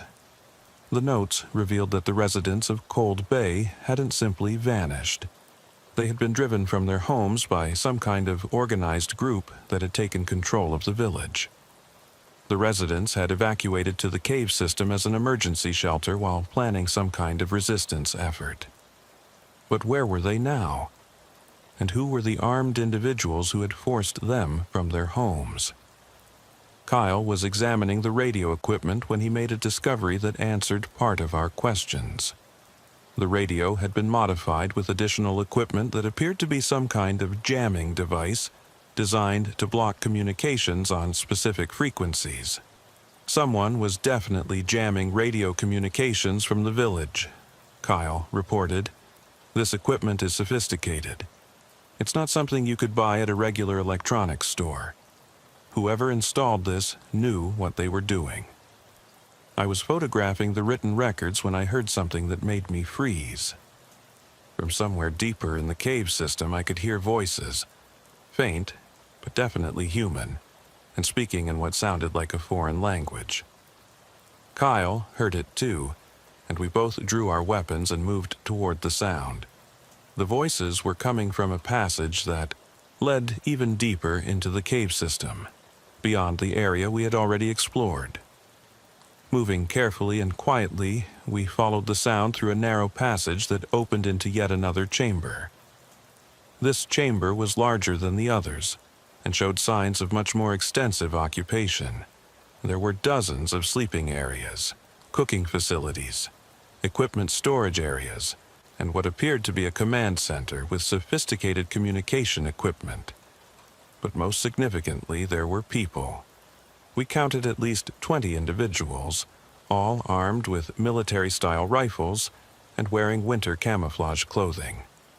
They appeared to be organized as a military unit, with clear command structure and disciplined behavior, and they were holding prisoners. In one corner of the chamber, we could see a group of about 15 people who were obviously the missing residents of Cold Bay. They were being held in a makeshift detention area, guarded by several of the armed individuals. From our concealed position, we could see Travis Kowalski, Brandon Mitchell, Crystal Peterson, Amanda Foster, and several other residents we recognized from our house-to-house search. They appeared to be unharmed, but were obviously being held against their will. Kyle and I retreated quietly to discuss our options. We were outnumbered at least 10-1, and the enemy was well armed and organized. A direct assault would likely result in casualties among the hostages, and we had no backup available for at least 2 more days. We decided to return to the village and radio for immediate assistance while maintaining surveillance on the cave system. But as we prepared to leave, we overheard a conversation that revealed the true scope of what we were dealing with. The armed group was speaking in English now, and their leader, a tall man with military bearing who appeared to be in his 40s, was giving instructions to his subordinates about their next phase of operations. "The village is secure and all residents are accounted for," the leader said. "Phase 2 will commence tomorrow night. The supply ship will arrive at 0200 hours, and we'll begin loading the cargo for transport to the facility."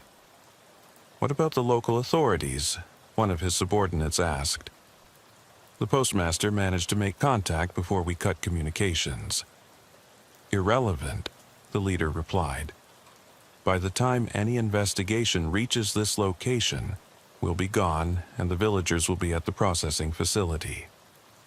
This operation has been planned for months, and we're not deviating from the timeline." The conversation continued, but what we heard was enough to understand that this wasn't a random kidnapping or hostage situation. This was an organized operation that had been planned in advance, with the specific goal of capturing the entire population of Cold Bay for some unknown purpose. Kyle and I quietly retreated from the cave system and began the difficult journey back to the village. We needed to contact headquarters immediately and request emergency assistance, but we also needed to continue monitoring the situation to gather intelligence about the enemy's plans. The trip back to Cold Bay took over 3 hours, as we had to move carefully to avoid detection by any sentries the enemy might have posted. By the time we reached the village, it was approaching midnight, and the temperature had dropped to -15 degrees. Chad was monitoring the radio when we reached the post office, and I immediately contacted Lieutenant Brooks to report our findings. Jake, What you're describing sounds like some kind of human trafficking operation, Lieutenant Brooks said after I'd briefed him on the situation. We need to get federal resources involved immediately. I'm contacting the FBI and requesting immediate assistance. Lieutenant Brooks told me that he was mobilizing every available resource, including FBI hostage rescue specialists, Coast Guard vessels, and military assets from Joint Base Elmendorf-Richardson. But the earliest any significant help could reach us would be late the following day, assuming weather conditions allowed air transportation. In the meantime, Kyle, Chad, Derek, and I were the only law enforcement presence in the area, facing an organized group of at least 20 armed individuals who were holding 15 innocent civilians hostage. We need to at least try to prevent them from moving the hostages, Kyle said as we planned our next moves. If they get the villagers onto a ship and out of Alaska waters, we may never find them again. The enemy leader had mentioned that a supply ship would arrive at 0200 hours the following night.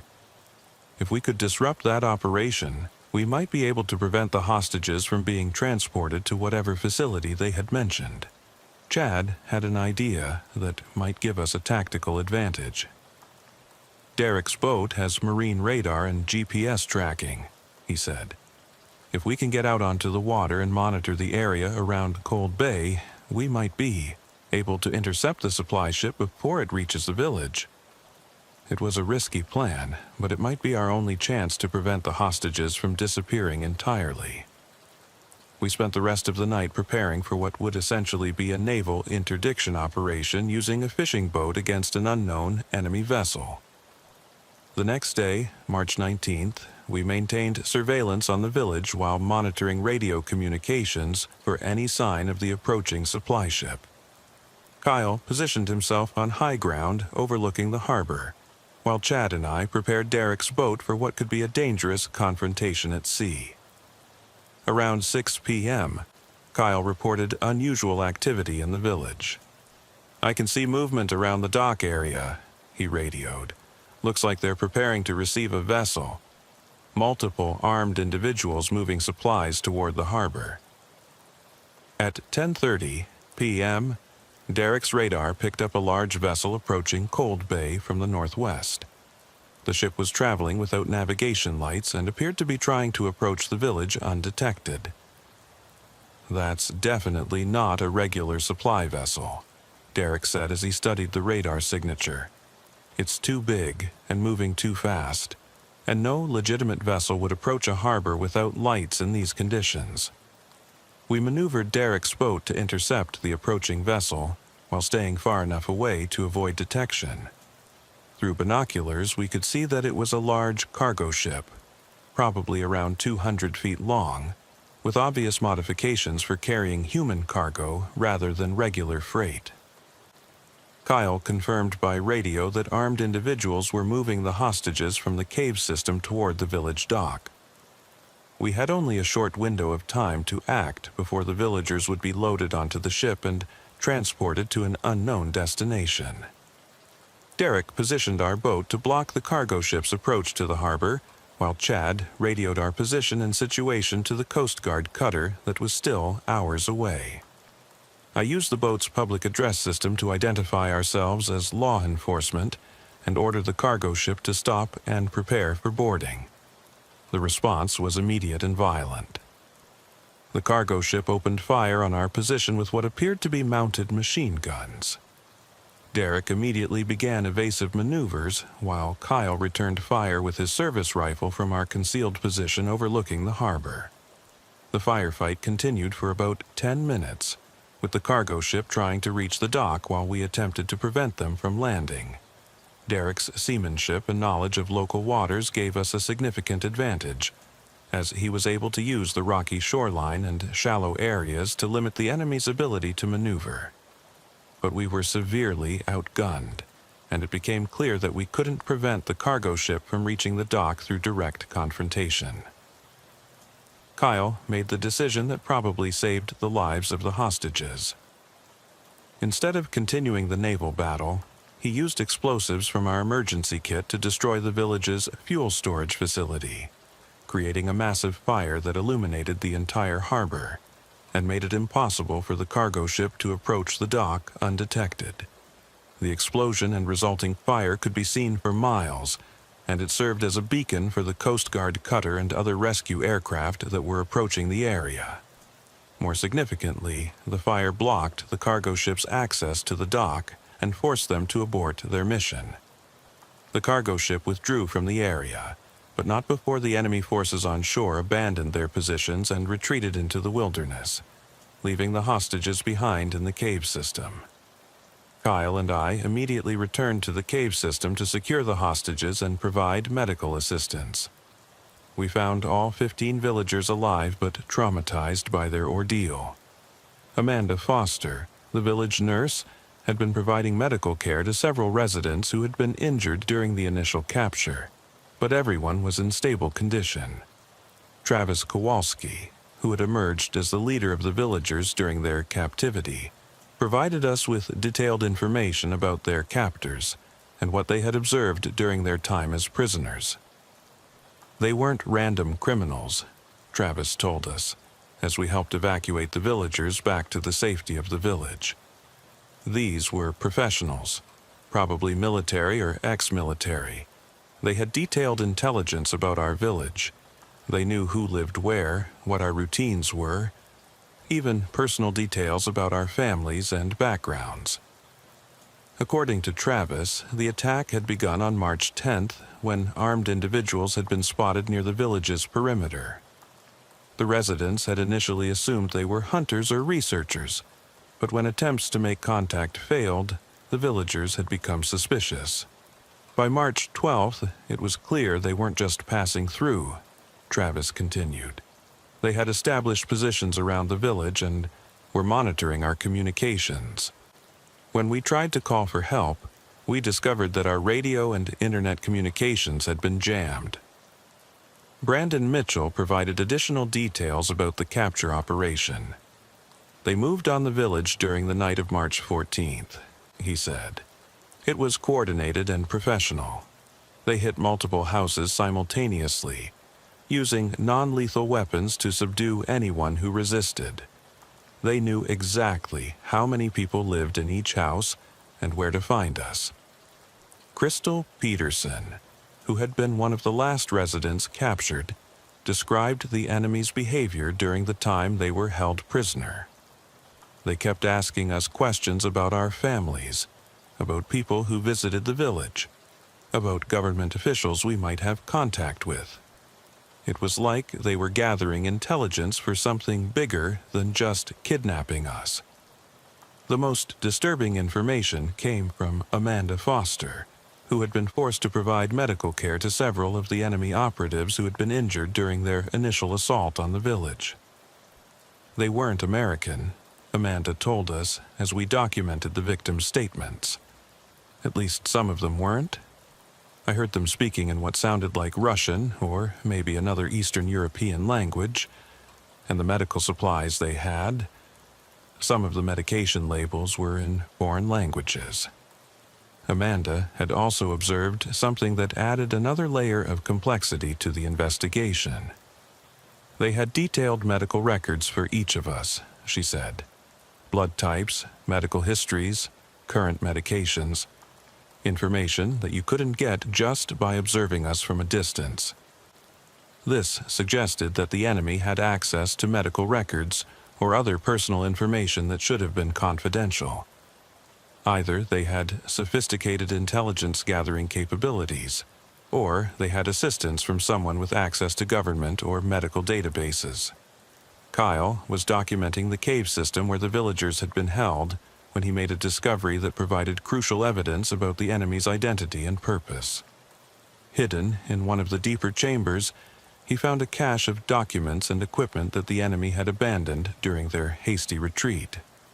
The documents included maps of other Alaskan villages, detailed intelligence reports on remote communities throughout the state, and what appeared to be operational plans for similar operations. "Jake, you need to see this," Kyle called out as he examined the abandoned materials. This wasn't just about Cold Bay. They had plans for at least a dozen other villages, all of them remote fishing or native communities. The documents revealed a systematic operation targeting isolated Alaskan communities with the goal of capturing entire populations for what was described as resource acquisition and processing. The plans included detailed intelligence on village populations, infrastructure, communication capabilities, and law enforcement response times. Most disturbing were the references to previous successful operations. The documents mentioned villages in Canada and northern Russia where similar capture operations had been completed, with the populations transported to processing facilities for undefined purposes. Chad, who had been monitoring communications with the approaching rescue forces, reported that Coast Guard and FBI vessels were now converging on Cold Bay from multiple directions. The cargo ship that had attempted to pick up the hostages had been spotted by Coast Guard aircraft and was being pursued across international waters. But the enemy forces that had captured the village had vanished into the Alaskan wilderness, apparently following predetermined escape routes that took them far from Cold Bay before rescue forces could arrive. Over the next 48 hours, Cold Bay was transformed from an isolated fishing village into the center of a major federal investigation. FBI agents, Coast Guard investigators, military intelligence specialists, and international law enforcement officials descended on the village to document the crime scene and gather evidence about what appeared to be an international human trafficking operation. The investigation revealed that the attack on Cold Bay was part of a larger network of criminal organizations that specialized in capturing populations from remote communities for various illegal purposes, including forced labor, human experimentation, and organ harvesting. The cargo ship that had attempted to collect the Cold Bay residents was eventually intercepted by the Coast Guard in international waters, but by the time it was boarded, the vessel had been abandoned by its crew. However, the ship's modification for human cargo transport provided evidence of the operation's scope and sophistication. Inside the cargo ship, investigators found holding cells designed to transport up to 100 people, medical facilities equipped for basic surgery, and documents indicating that the vessel had been used for similar operations throughout the North Pacific region. The ship's navigation logs revealed that it had made regular trips between remote Alaskan communities and ports in Asia, suggesting that captured populations were being transported to international destinations for processing. But perhaps the most disturbing discovery was made in the ship's communications center, where investigators found evidence that the operation was being coordinated by a sophisticated international network with connections to organized crime, human trafficking cartels, and possibly foreign intelligence services. The communication logs revealed that Cold Bay had been selected for capture because of its isolation, small population, and lack of regular contact with outside authorities. The village's seasonal fishing economy meant that people could disappear during the winter months without attracting immediate attention from law enforcement or government agencies. Derek Thompson, the fisherman who had helped us reach Cold Bay, provided additional context that helped investigators understand how the enemy had been able to operate undetected for so long. There have been rumors for years about fishing vessels that don't fish, Derek told the FBI agents. Boats that show up in remote areas during the winter months, but they're not working the crab or halibut grounds. Local fishermen assumed they were involved in smuggling or drug running, but nobody wanted to get involved. Derek's information led to a broader investigation of maritime activity in Alaska waters, which revealed a pattern of suspicious vessel movements that correlated with missing persons reports from remote communities throughout the state. Over the following months, the investigation expanded to include law enforcement agencies from Canada, Russia, Japan, and other Pacific nations. Evidence emerged of a sophisticated international network that had been operating for years. targeting isolated communities throughout the Arctic region for human trafficking purposes. The network's operations were coordinated through a series of front companies that provided legitimate cover for their maritime activities. Cargo ships disguised as fishing vessels or research boats could operate in remote areas for weeks without attracting attention from authorities. But despite the extensive international investigation, the individuals responsible for the Cold Bay attack were never captured. The enemy forces that had occupied the village disappeared into the vast Alaskan wilderness, apparently following escape routes that had been planned in advance. Months later, intelligence agencies received reports of similar operations being conducted in remote communities in Siberia, northern Canada, and Greenland, suggesting that the network had simply moved their operations to other regions where law enforcement response would be even more challenging. The residents of Cold Bay were eventually relocated to other communities throughout Alaska, as the village was considered too vulnerable to future attacks.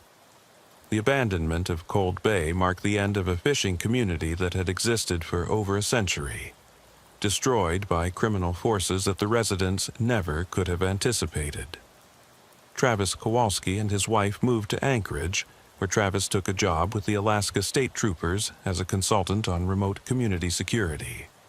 His experience during the Cold Bay incident made him uniquely qualified to help other isolated villages prepare for potential threats. Brandon Mitchell never returned to commercial fishing. The trauma of his capture and the knowledge that his village had been destroyed by forces beyond his control led him to pursue a completely different career in computer security, where he specialized in protecting communications networks from the kind of jamming and surveillance that had been used against Cold Bay. Crystal Peterson relocated to a teaching position in Fairbanks, but she continued to suffer from nightmares and anxiety related to her captivity. In her victim impact statement, which was filed with the FBI's continuing investigation, she wrote, "What happened to us in Cold Bay wasn't just a crime. It was the destruction of an entire community by people who saw us as nothing more than resources to be harvested. They studied us, planned for months, and then took everything we had built over generations. The worst part is knowing that they're still out there, probably doing the same thing to other communities that don't have the resources to fight back." Amanda Foster continued working as a nurse, but she became an advocate for improved emergency medical services in remote Alaskan communities. Her experience treating both victims and captors during the Cold Bay incident had given her insights into the medical aspects of human trafficking that she shared with law enforcement agencies throughout the country. "The people who captured us weren't just criminals," Amanda told a congressional committee that was investigating international human trafficking. "They were part of an organized system that views human beings as commodities to be processed and sold. They had medical equipment and knowledge that suggested they were preparing us for specific purposes that I don't want to think about too closely." Stephanie Brooks, the postmaster whose call had initiated our investigation, never fully recovered from the trauma of her experience. She had been responsible for the village's communications, and she blamed herself for not recognizing the threat earlier and calling for help before the enemy had time to establish control. 6 months after the incident, Stephanie was found dead in her new home in Anchorage, apparently from suicide. Her note mentioned that she couldn't stop thinking about what might have happened to the villagers if she hadn't been able to make that one phone call before the communications were cut. The investigation into the Cold Bay incident remained active for over 2 years, but eventually was transferred to a federal task force that specializes in international organized crime. The task force continues to track similar operations throughout the world, but the specific individuals responsible for Cold Bay have never been identified or captured. I remained involved in the investigation for its entire duration, serving as the primary law enforcement witness and providing testimony to various federal agencies and congressional committees. But the experience changed my perspective on law enforcement in Alaska's remote communities in ways that I'm still processing. The scale and sophistication of the operation that targeted Cold Bay was unlike anything I had encountered in my career. These weren't opportunistic criminals taking advantage of isolated victims. They were part of an organized system that had been studying and planning for months, with resources and capabilities that exceeded what most people would believe possible. The fact that they could operate undetected in American waters, capture an entire community, and nearly escape with their victims before being discovered highlights the vulnerabilities that exist in Alaska's vast wilderness areas. But what haunts me most about the Cold Bay case isn't the crime itself. It's the knowledge that this was just one operation out of many, and that similar attacks are probably still being conducted in remote areas where law enforcement response is limited. 3 years after the Cold Bay incident, I still receive occasional reports of suspicious maritime activity in remote areas of Alaska. Fishing vessels that don't fish, cargo ships that avoid regular shipping lanes, and research boats that conduct research in areas where no legitimate scientific work is being conducted. Each of these reports is investigated, but the vast scale of Alaska's coastline makes comprehensive monitoring impossible. There are thousands of miles of remote shoreline where criminal organizations could operate for weeks without being detected, and hundreds of isolated communities that could be targeted using the same methods that were used against Cold Bay. The residents of Alaska's remote villages now live with the knowledge that their isolation, which has traditionally been their protection from the problems of modern society, has also made them vulnerable to threats that most people never have to consider. Village leaders throughout Alaska have implemented new security procedures, communication protocols, and emergency response plans based on lessons learned from the Cold Bay incident. But these measures provide only limited protection against an enemy with the resources and sophistication that we encountered. The truth is that Alaska is simply too big, too remote, and too sparsely populated for law enforcement to provide comprehensive protection to every community. The wilderness that makes Alaska unique also makes it an ideal operating environment for criminal organizations that want to avoid detection by authorities. Kyle Martinez, who was my partner during the Cold Bay investigation, left Alaska State Troopers 6 months after the incident to take a position with the FBI's International Crimes Division. His experience in Cold Bay had convinced him that this type of threat required a federal response with international coordination. What we saw in Cold Bay is probably happening all over the world, Kyle told me before he left Alaska. Criminal organizations are targeting remote communities in places where law enforcement can't respond quickly or effectively. It's a perfect crime. Take people from places where they won't be missed for weeks or months, transport them to locations where they can't be traced, and use them for whatever purposes generate the most profit. Kyle's new position involves tracking international human trafficking networks, with particular focus on operations that target isolated communities in Arctic regions. According to his reports, the Cold Bay incident was part of a much larger pattern of criminal activity that spans multiple continents. Chad Williams, the bush pilot who assisted with our investigation, became an unofficial intelligence source for law enforcement agencies throughout Alaska. His regular flights to remote communities put him in a unique position to observe unusual activity and report potential threats. The thing about Alaska is that you get to know what normal looks like, Chad explained when I asked him about his continuing involvement in security issues. When something doesn't fit the pattern, when there are boats where there shouldn't be boats, or people where there shouldn't be people, experienced pilots notice. We've become the eyes and ears for law enforcement in areas where regular patrols aren't possible. Derek Thompson, the fisherman whose boat had been essential to our ability to reach Cold Bay and intercept the enemy cargo ship, continued operating his fishing business, but became involved in a voluntary network of commercial fishermen who report suspicious maritime activity to authorities. Commercial fishermen know these waters better than anyone, Derek said. We know which boats belong and which ones don't. We know normal shipping patterns. And we can spot modified vessels that are trying to look like something they're not. After what happened in Cold Bay, a lot of us feel responsible for keeping an eye out for this kind of threat. The voluntary network of fishermen that Derek helped organize has reported dozens of suspicious vessels over the past 3 years, leading to several interdictions of smuggling operations and at least 2 cases where human trafficking networks were disrupted before they could complete their operations.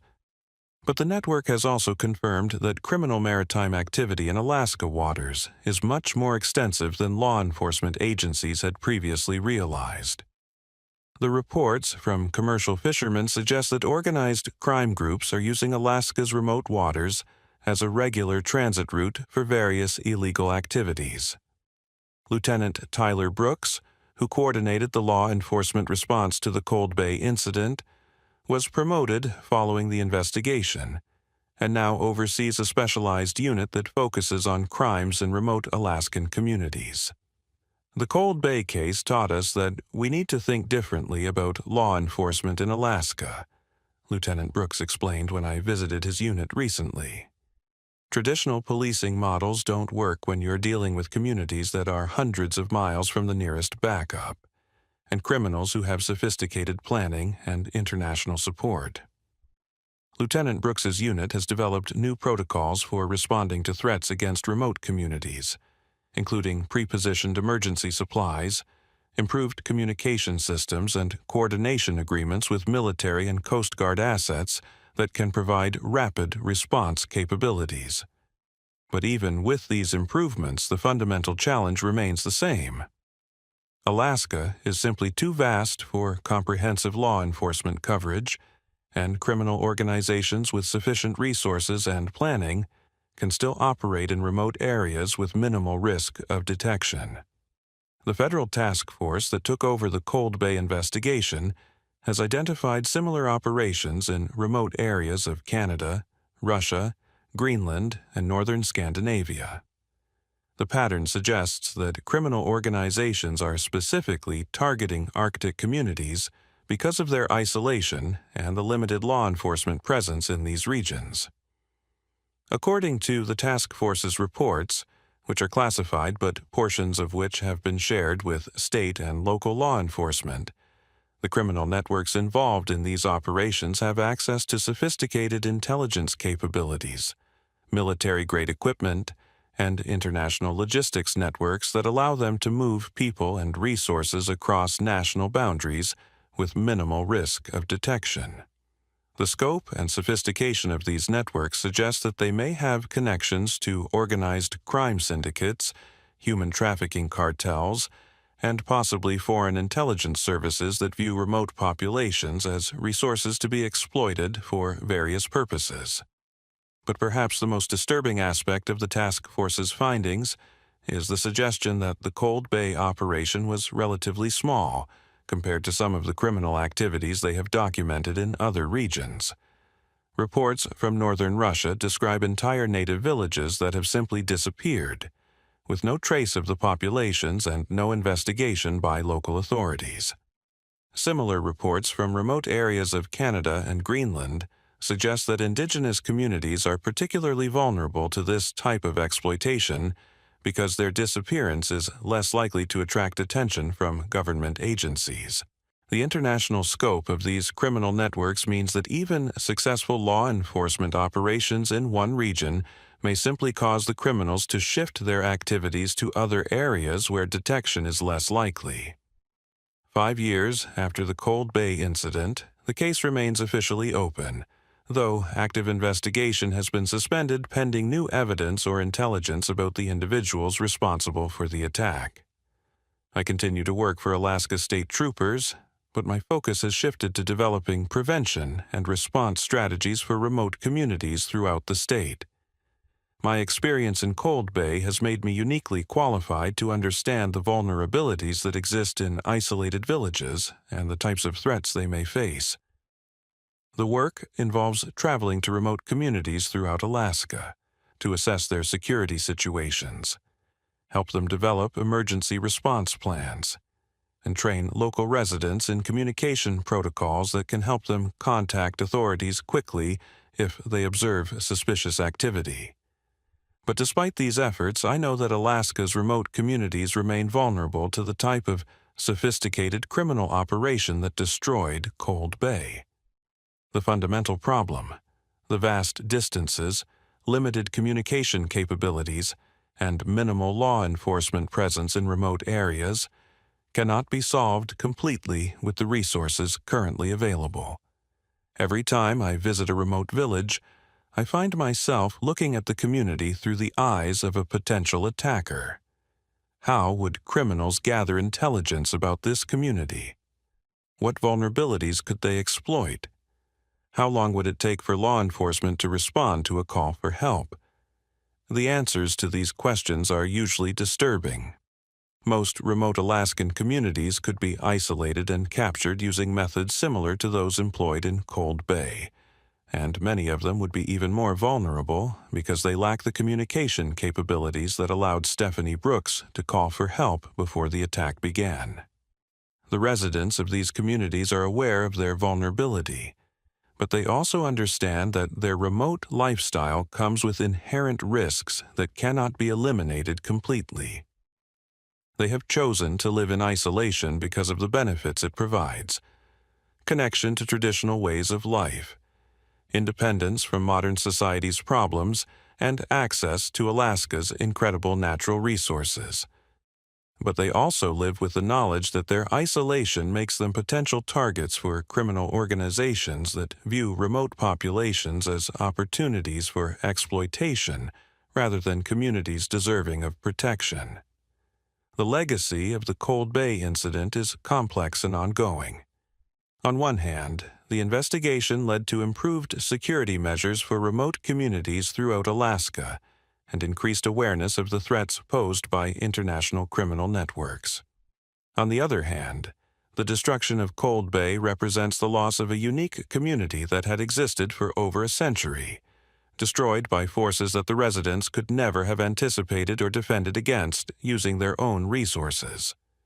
The families who lost their homes and community in Cold Bay have tried to rebuild their lives in other locations, but many of them continue to struggle with the trauma of their experience and the knowledge that the people responsible for destroying their community have never been brought to justice. Crystal Peterson, who now teaches in Fairbanks, recently told me that she still has nightmares about the sound of helicopters approaching at night. "Every time I hear that sound, I think they're coming back," she said. "I know it's not rational, but the feeling is still there. These people took more than our homes. They took our sense of security, our belief that we could live safely in our own community." Travis Kowalski, who now works as a security consultant for remote communities, has dedicated his life to preventing other villages from experiencing what happened to Cold Bay. But he acknowledges that the threat remains real and ongoing. "The people who did this to us are still out there," Travis said during a recent conversation. "They're probably planning similar operations against other communities, using what they learned from Cold Bay to improve their methods. The only thing that stopped them from succeeding completely was luck. The fact that Stephanie was able to make that one phone call before they cut our communications." The Cold Bay incident serves as a reminder that Alaska's remote communities exist in a precarious balance between independence and vulnerability. Their isolation provides protection from many of the problems that affect more populated areas, but it also makes them potential targets for criminal organizations that can exploit their remoteness for illegal purposes. As law enforcement officers, we do our best to protect these communities, but we also must acknowledge the limitations of what we can accomplish given the vast scale of Alaska's wilderness and the sophisticated nature of the threats we face. The truth is that some crimes are simply too large, too well organized, and too well resourced for local or state law enforcement to prevent or solve completely. The Cold Bay incident was one of those crimes, an operation that required international coordination, sophisticated planning, and resources that exceeded what most people would believe criminals could access. But it also demonstrated the resilience and courage of ordinary people faced with extraordinary circumstances. The residents of Cold Bay didn't simply submit to their captors, they organized resistance, cared for each other during their imprisonment, and provided crucial intelligence that helped law enforcement understand the scope of the threat they were facing. Their courage and cooperation saved their lives and provided law enforcement with valuable intelligence about criminal networks that continue to operate in remote areas throughout the world.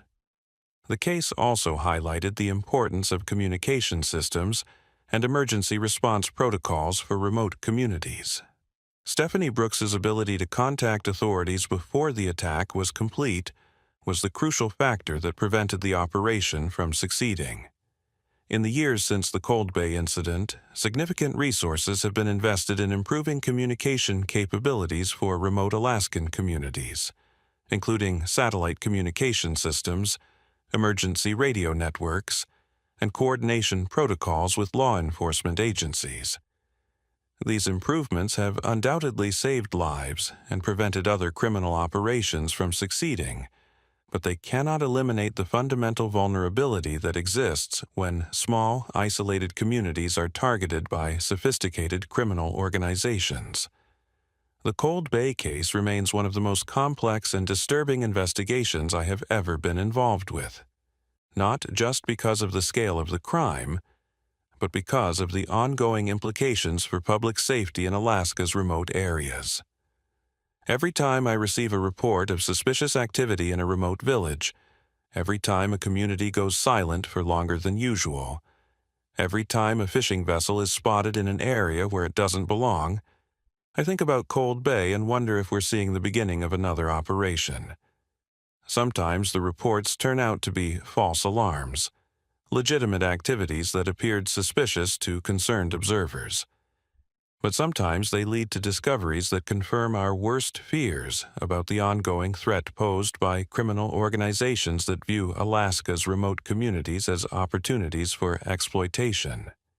The investigation continues in various forms, through federal task forces, international law enforcement cooperation, and the ongoing vigilance of Alaska residents who understand that their safety depends on their ability to recognize and report threats before they can develop into full-scale operations. But we also understand that the vastness of Alaska's wilderness, the isolation of its communities, and the sophistication of the criminal networks we face mean that perfect security is impossible to achieve. The best we can do is remain vigilant, continue to improve our response capabilities, and hope that the lessons learned from Cold Bay will help us prevent similar tragedies in the future. The people who destroyed Cold Bay are still out there, somewhere, probably planning their next operation against another remote community that has the misfortune to fit their target profile.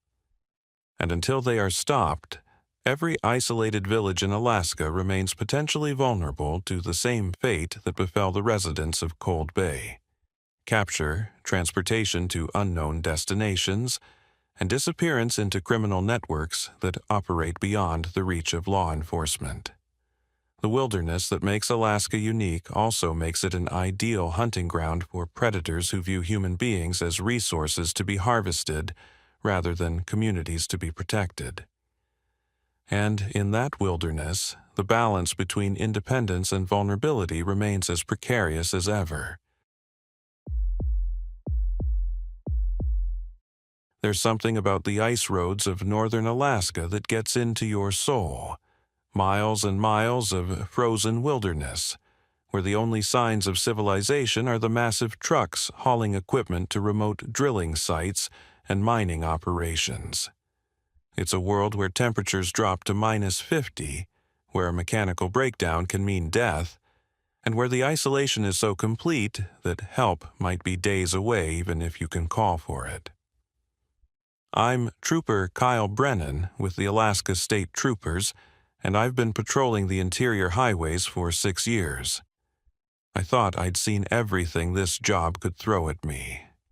Vehicle accidents in sub-zero temperatures, stranded motorists fighting hypothermia, drug smuggling operations using the remote highways. But nothing prepared me for what I encountered along the Dalton Highway during the winter of 2021, when a routine report from ice road truckers led me into the most disturbing case of my law enforcement career. The Dalton Highway, also known as the Hall Road, is a 414-mile stretch of mostly gravel road that connects Fairbanks to Prudhoe Bay on the Arctic Ocean. It's one of the most dangerous roads in North America, running through some of the most remote and unforgiving terrain on the planet. During the winter months, when temperatures can stay below -40 for weeks at a time, only the most experienced truckers attempt the journey. These ice road truckers are a special breed. They haul essential supplies to remote oil drilling operations, mining camps, and research facilities scattered across Alaska's North Slope. The work is dangerous, the hours are brutal, and the isolation is complete. But it pays well, and for men like Travis Kowalski, Chad Williams, and Brandon Mitchell, it's a way of life they've chosen despite the risks.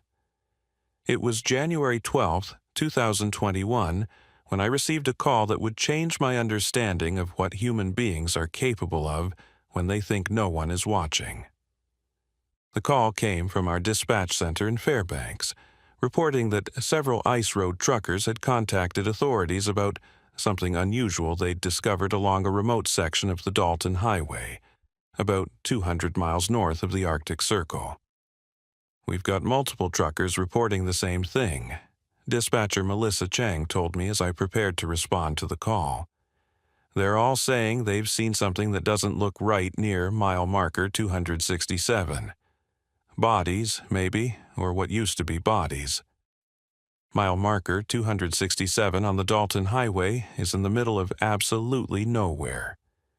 It's a stretch of road that cuts through the Brooks Range, surrounded by mountains, frozen rivers, and thousands of square miles of wilderness where no human being has any legitimate reason to be during the depths of winter. The nearest town is over 100 miles away, and the nearest law enforcement presence is even farther than that. The first trucker to report the discovery was Travis Kowalski, a 15-year veteran of the ice roads who'd been making the Fairbanks to Prudhoe Bay run twice a week for the past decade. Travis called from his CB radio at approximately 6:30 a.m., and according to our dispatcher, he sounded shaken. "I've seen a lot of things on these roads," Travis had told Melissa over the radio. "Vehicle accidents, frozen bodies, wildlife kills. But this is something else.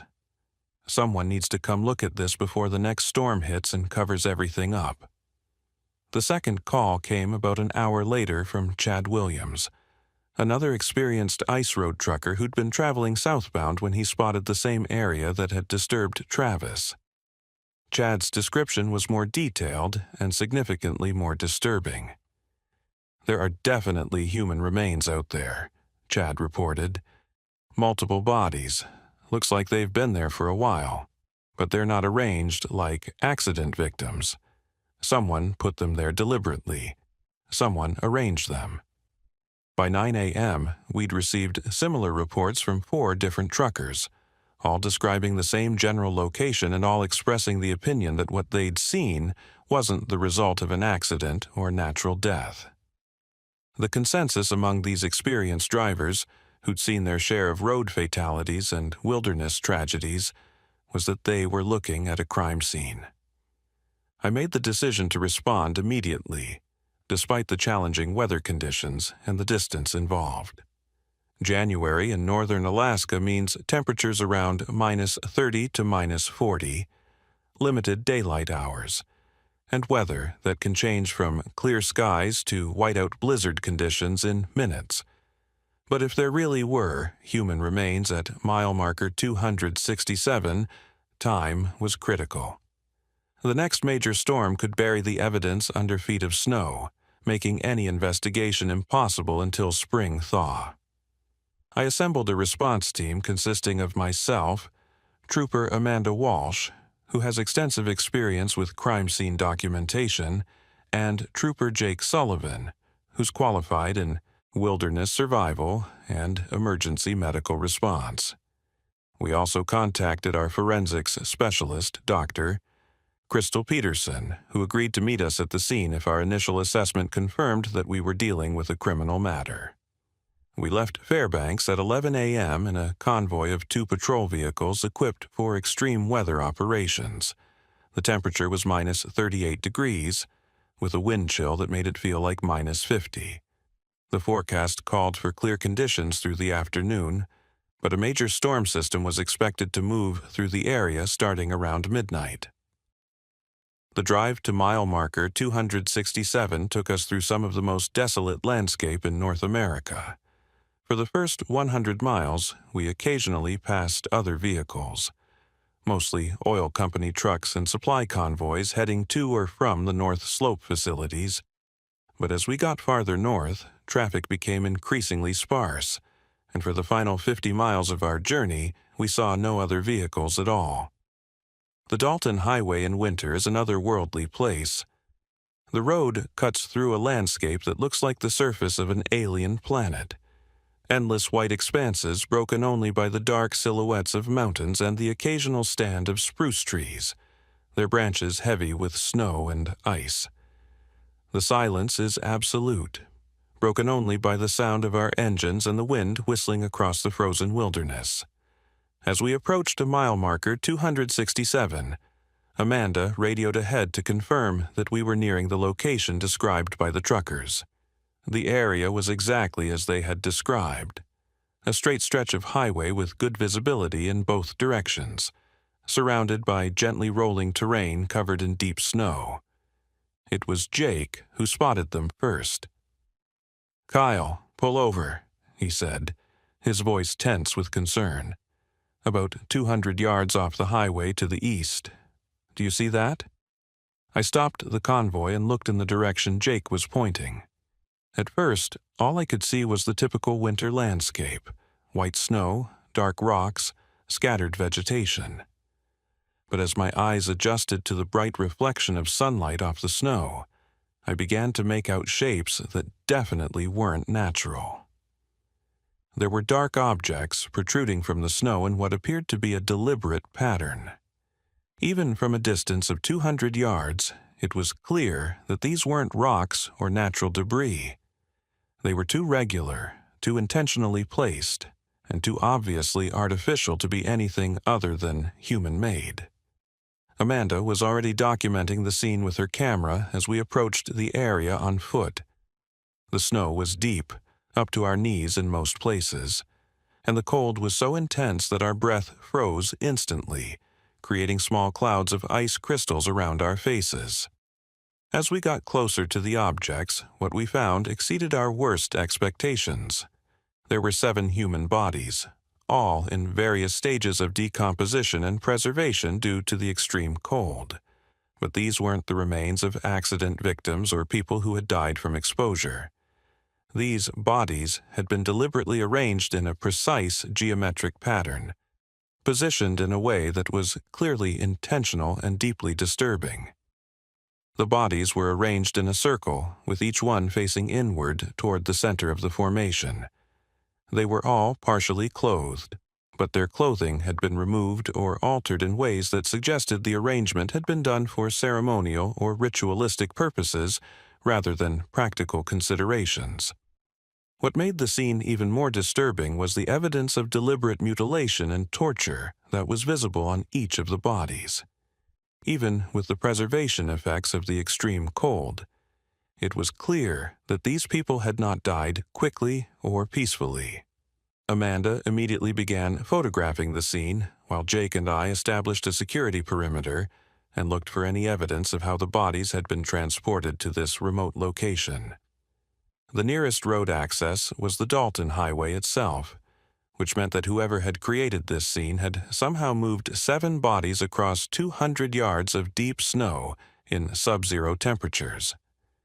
Jake found the answer to that question about 30 yards from the main scene. Partially hidden under a layer of snow were the tracks left by some kind of all-terrain vehicle, probably a snowmobile or ATV, equipped for winter conditions. The tracks led from the highway to the body site, then continued farther east into the wilderness before disappearing into an area of rocky terrain where they would be difficult to follow. But the vehicle tracks weren't the most disturbing discovery Jake made that afternoon.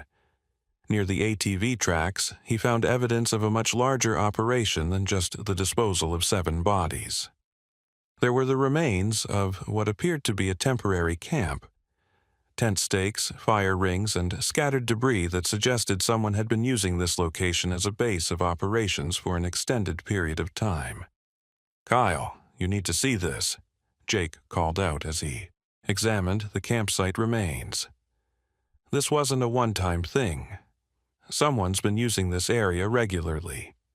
I joined Jake at the campsite while Amanda continued documenting the body disposal site. What Jake had found was evidence of systematic, long-term criminal activity in one of the most remote locations in Alaska. The campsite showed signs of multiple occupations over what appeared to be several months or possibly years. There were fire rings that had been used repeatedly, tent platforms that had been constructed for long-term use, and most disturbing of all, what appeared to be the remains of some kind of workshop or processing area. Scattered around the workshop area were tools, containers, and other equipment that suggested someone had been conducting activities that required significant preparation and specialized knowledge. But the most chilling discovery was a series of wooden posts that had been driven into the ground in various locations around the campsite. The posts were stained with what appeared to be blood, and several of them showed clear evidence of having been used to restrain human beings. There were rope marks on the posts, metal hardware that could have been used for shackles or chains, and scratches in the wood that looked like they had been made by fingernails. This wasn't just a body disposal site. This was a location where people had been brought alive, held prisoner, and subjected to prolonged torture before being killed and arranged in the ceremonial pattern we'd discovered.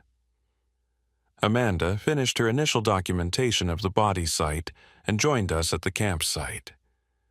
Her expression was grim as she began photographing the evidence of long-term criminal activity. "We're looking at a serial killer operation," Amanda said as she documented the workshop area. "Probably multiple victims over an extended period of time. This site has been used for systematic torture and murder." The implications were staggering. Someone had been using this remote location, accessible only by snowmobile or ATV, to conduct prolonged torture and murder of multiple victims. The isolation of the site meant that the screams of the victims would never be heard by anyone, and the extreme weather conditions meant that evidence could remain preserved for months or years. But who were the victims? How had they been transported to this remote location? And who was responsible for what appeared to be a systematic killing operation in one of the most isolated places on Earth? As we continued our investigation of the campsite, Jake made another discovery that provided crucial information about the scope of the criminal activity. Hidden under a tarp weighted down with rocks, he found a cache of personal belongings that had obviously been taken from victims. Driver's licenses, credit cards, jewelry, cell phones, and other personal items belonging to at least 15 different individuals, many more than the 7 bodies we had found at the disposal site. "This is way bigger than what we're seeing here," Jake said as he cataloged the personal items. "We've got evidence of at least 15 victims, but we've only found 7 bodies. That means there are probably other disposal sites, or the other victims are buried somewhere we haven't found yet." The driver's licenses and identification documents provided our first real leads about who the victims were and where they had come from. The IDs belonged to people from various parts of Alaska and northern Canada, but there was a disturbing pattern in the types of victims that had been targeted. Most of the victims were people who traveled alone through remote areas as part of their work. truckers, oil field workers, hunting guides, and researchers. These were people whose disappearances might not be noticed immediately, and who routinely traveled through isolated areas where they could be intercepted without witnesses. Amanda found something else in the cache of personal belongings that provided crucial intelligence about how the victims had been selected and captured. There was a notebook containing detailed information about the travel patterns, work schedules, and personal habits of dozens of individuals who fit the victim profile. "Someone's been conducting surveillance on potential victims," Amanda reported as she examined the notebook. "This shows detailed knowledge of people's travel routes, when they travel alone, what vehicles they drive, and when they're most vulnerable to being intercepted." The notebook contained entries dating back over 2 years, suggesting that this killing operation had been active for an extended period and had been conducted with a level of planning and organization that was both sophisticated and terrifying. But as disturbing as these discoveries were, they were just the beginning of what we would find at mile marker 267. As the afternoon wore on and the temperature continued to drop, we expanded our search to include the surrounding area. If this location had been used for systematic murder over a period of years, there might be additional evidence scattered throughout the nearby wilderness. Jake began following the ATV tracks farther into the wilderness, while Amanda and I continued documenting the main campsite and disposal area. The tracks led east from the highway, following a route that took advantage of natural terrain features to minimize the visibility of ATV traffic from the road. About a mile from the main site, Jake found what we had been dreading: evidence of additional body disposal areas. "Kyle, I need you and Amanda out here," Jake radioed. "I found more remains, a lot more." Amanda and I followed Jake's tracks through the deep snow to a location in a small valley about a mile east of mile marker 267. What Jake had discovered was a systematic burial ground containing the remains of dozens of victims. The bodies were buried in individual graves arranged in precise rows, like a military cemetery. Each grave was marked with a small wooden cross bearing a number, but no names or other identifying information. The graves extended across an area of about 2 acres, and we counted at least 40 individual burial sites. But the burial ground represented only part of the criminal operation. Near the graves, Jake had found evidence of a much larger and more sophisticated facility than the temporary campsite we had discovered earlier. There was a semi-permanent structure, probably a cabin or workshop, that had been carefully camouflaged to be invisible from aerial observation. The structure was built into the side of a hill and covered with tarps and natural materials that made it virtually undetectable unless you knew exactly where to look. Inside the structure, we found a fully equipped torture chamber. The cabin contained restraint devices, surgical instruments, recording equipment, and other tools that had obviously been used for the systematic torture of victims over extended periods of time. The level of organization and sophistication was unlike anything I had encountered in 6 years of law enforcement. There were detailed records documenting the torture and murder of dozens of victims, including photographs, video recordings, and written descriptions of the methods used. The records showed that victims were typically held for weeks or months before being killed, and that their captors had conducted what could only be described as experiments in human suffering. But perhaps the most disturbing discovery in the cabin was evidence that this operation was not the work of a single individual or even a small group. The records showed involvement by multiple people with specialized knowledge and skills, suggesting an organized network of killers who had been collaborating in this remote location for years. Amanda was documenting the torture chamber when she found something that provided crucial intelligence about who was responsible for these crimes. Hidden in a storage compartment, she discovered correspondence and documents that revealed the identities of at least some of the individuals involved in the killing operation. The documents included names, photographs, and detailed information about a network of killers who had been using this remote location as a base for systematic murder. "Kyle, we're looking at something much bigger than a serial killer," Amanda said as she examined the documents. "This is an organized network of multiple killers who've been coordinating their activities for years. And according to these documents, this site is just one of several locations they've been using." The documents revealed that the killers had been targeting victims throughout Alaska and northern Canada, using their knowledge of remote travel routes and isolated locations to intercept and capture people who traveled alone through wilderness areas. The network included individuals with various specialties. Some were responsible for victim selection and surveillance, others for capture and transportation, and still others for the actual torture and murder operations. The level of organization was comparable to what you might find in a sophisticated criminal enterprise or terrorist organization. But what made this discovery even more disturbing was evidence that the network had connections to legitimate businesses and organizations that provided cover for their activities.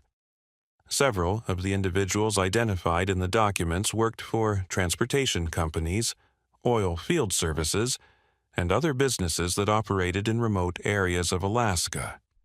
This meant that the killers had access to vehicles, equipment, and knowledge that allowed them to move freely through remote areas without attracting suspicion.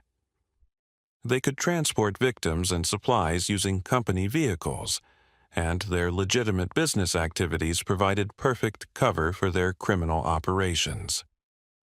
As we continued investigating the cabin and burial ground, the scope of the criminal enterprise became increasingly clear. This wasn't just a group of killers who had found a remote location to conduct their crimes. This was a sophisticated organization that had been operating for years with virtual impunity in some of the most isolated areas of North America. The records we found suggested that the network had been responsible for dozens of disappearances throughout Alaska and northern Canada, targeting individuals whose absence wouldn't be noticed immediately, and whose bodies would never be found if they were disposed of in remote wilderness areas. But the most chilling aspect of the operation was the evidence that it was still active. The most recent entries in the torture records were dated just weeks before our discovery, and there was evidence that the killers had been preparing for additional victims. Jake found a calendar in the cabin that showed planned activities for the coming months, including specific dates for acquisitions and processing that corresponded to known travel patterns of potential victims. The killers had been planning to continue their operations, and our discovery of their base had probably prevented additional murders. As evening approached and the temperature dropped toward -45, we realized that we needed to evacuate the scene and call for massive additional law enforcement resources. What we had discovered was far beyond what a 3-person patrol unit could handle, and the complexity of the evidence would require specialists from multiple agencies. But as we prepared to leave the site, Amanda made one final discovery that would haunt all of us for years to come. In the very back of the torture chamber, she found a holding area where victims had been kept alive for extended periods before being killed. The holding area contained the personal belongings of several individuals who were not among the victims we had identified, suggesting that there might be people still being held captive by the network at other locations. "Kyle, we need to get this information to headquarters immediately," Amanda said as she documented the holding area. "If there are still active victims being held by this network, we might be able to save them if we move quickly enough." I immediately contacted our dispatch center and requested emergency assistance from every available agency. Within hours, the FBI, DEA, ATF, and Canadian law enforcement agencies were mobilizing massive resources to track down the members of the killing network and locate any additional sites they might be using. But as we waited for backup to arrive and watched the temperature continue to drop toward -50, I couldn't stop thinking about the victims we had found and the level of suffering they had endured in this remote wilderness location. The isolation that makes Alaska unique had been exploited by killers who understood that the vast wilderness could hide virtually any crime if you knew how to use it properly. The same remoteness that attracts people seeking freedom and independence had been turned into a hunting ground by predators who viewed human beings as prey. Over the next several days, as federal agents and forensic specialists descended on mile marker 267, the true scope of the killing network became clear. The operation we had discovered was part of an international criminal organization that specialized in the capture, torture, and murder of victims in remote wilderness areas throughout North America. The network had been active for over 5 years, and investigators estimated that they had been responsible for at least 60 murders across Alaska, northern Canada, and remote areas of the northwestern United States. The victims were typically people who traveled alone through isolated areas, and their disappearances had been attributed to accidents, equipment failures, or simple misfortune. The killers had chosen their hunting grounds carefully, focusing on areas where law enforcement presence was minimal and where victims could disappear without triggering immediate search and rescue operations. The Dalton Highway corridor was perfect for their purposes. Hundreds of miles of remote road where individual travelers were vulnerable to interception, and vast wilderness areas where evidence could be hidden indefinitely. But the investigation also revealed something even more disturbing about the network's operations. They hadn't just been killing random victims, they had been conducting systematic experiments in torture and psychological manipulation, apparently for the purpose of developing more effective methods of inflicting suffering. The detailed records we found in the torture chamber showed that the killers had been documenting their methods and sharing information with other members of the network to improve their techniques. This wasn't just random violence, it was organized research into human suffering, conducted by people who viewed torture and murder as a science to be perfected. The FBI investigation eventually led to the arrest of 12 individuals in Alaska, Canada, and the lower 48 states. Most of them were people who worked in transportation, oil field services, or other industries that required travel through remote areas. Their legitimate employment had provided perfect cover for their criminal activities and had given them detailed knowledge of travel patterns and isolated locations. But despite the arrests and the disruption of the network's operations, investigators believe that additional members of the organization are still active in remote areas throughout North America. The scope and sophistication of the operation suggests that what we discovered at mile marker 267 was just one node in a much larger criminal enterprise. Travis Kowalski, the ice road trucker whose initial report had led to our discovery of the killing site, was deeply affected by learning the full scope of what he had helped uncover. "I've been driving these roads for 15 years, Travis told me during the investigation. I've passed by that spot hundreds of times, and I never knew what was happening just a few hundred yards off the highway. It makes you wonder what else is out there, what other horrible things are hidden in places where nobody ever goes." Travis's question haunts me every time I patrol the remote highways of Alaska. The wilderness that makes this state unique also provides perfect cover for criminal activities that most people couldn't imagine. There are thousands of square miles of territory where virtually any crime could be committed without risk of detection, and countless remote locations where evidence could remain hidden for decades. Chad Williams, another trucker who had reported the discovery, decided to leave ice road trucking after learning about the killing network. "I used to think the biggest danger out here was mechanical breakdown or bad weather," Chad said. "Now I know that there are predators using these remote areas as hunting grounds. I don't think I'll ever feel safe traveling alone through the wilderness again." Chad's reaction was shared by many people who work in Alaska's remote areas. The discovery of the killing network had shattered the assumption that isolation provides safety from human predators, and had revealed that the wilderness can hide threats that are far more dangerous than natural hazards. Brandon Mitchell, the third trucker who had reported the scene, became an advocate for improved safety measures for people who travel alone through remote areas.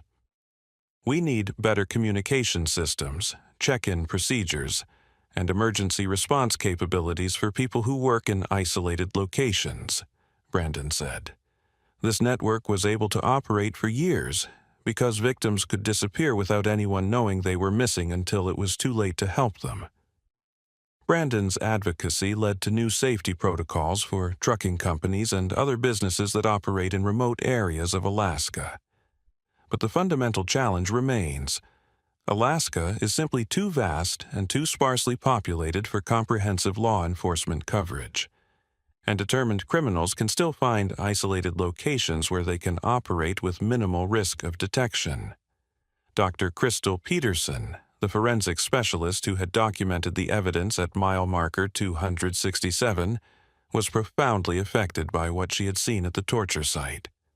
In 30 years of forensic work, I've never encountered evidence of such systematic and prolonged cruelty, Dr. Peterson said.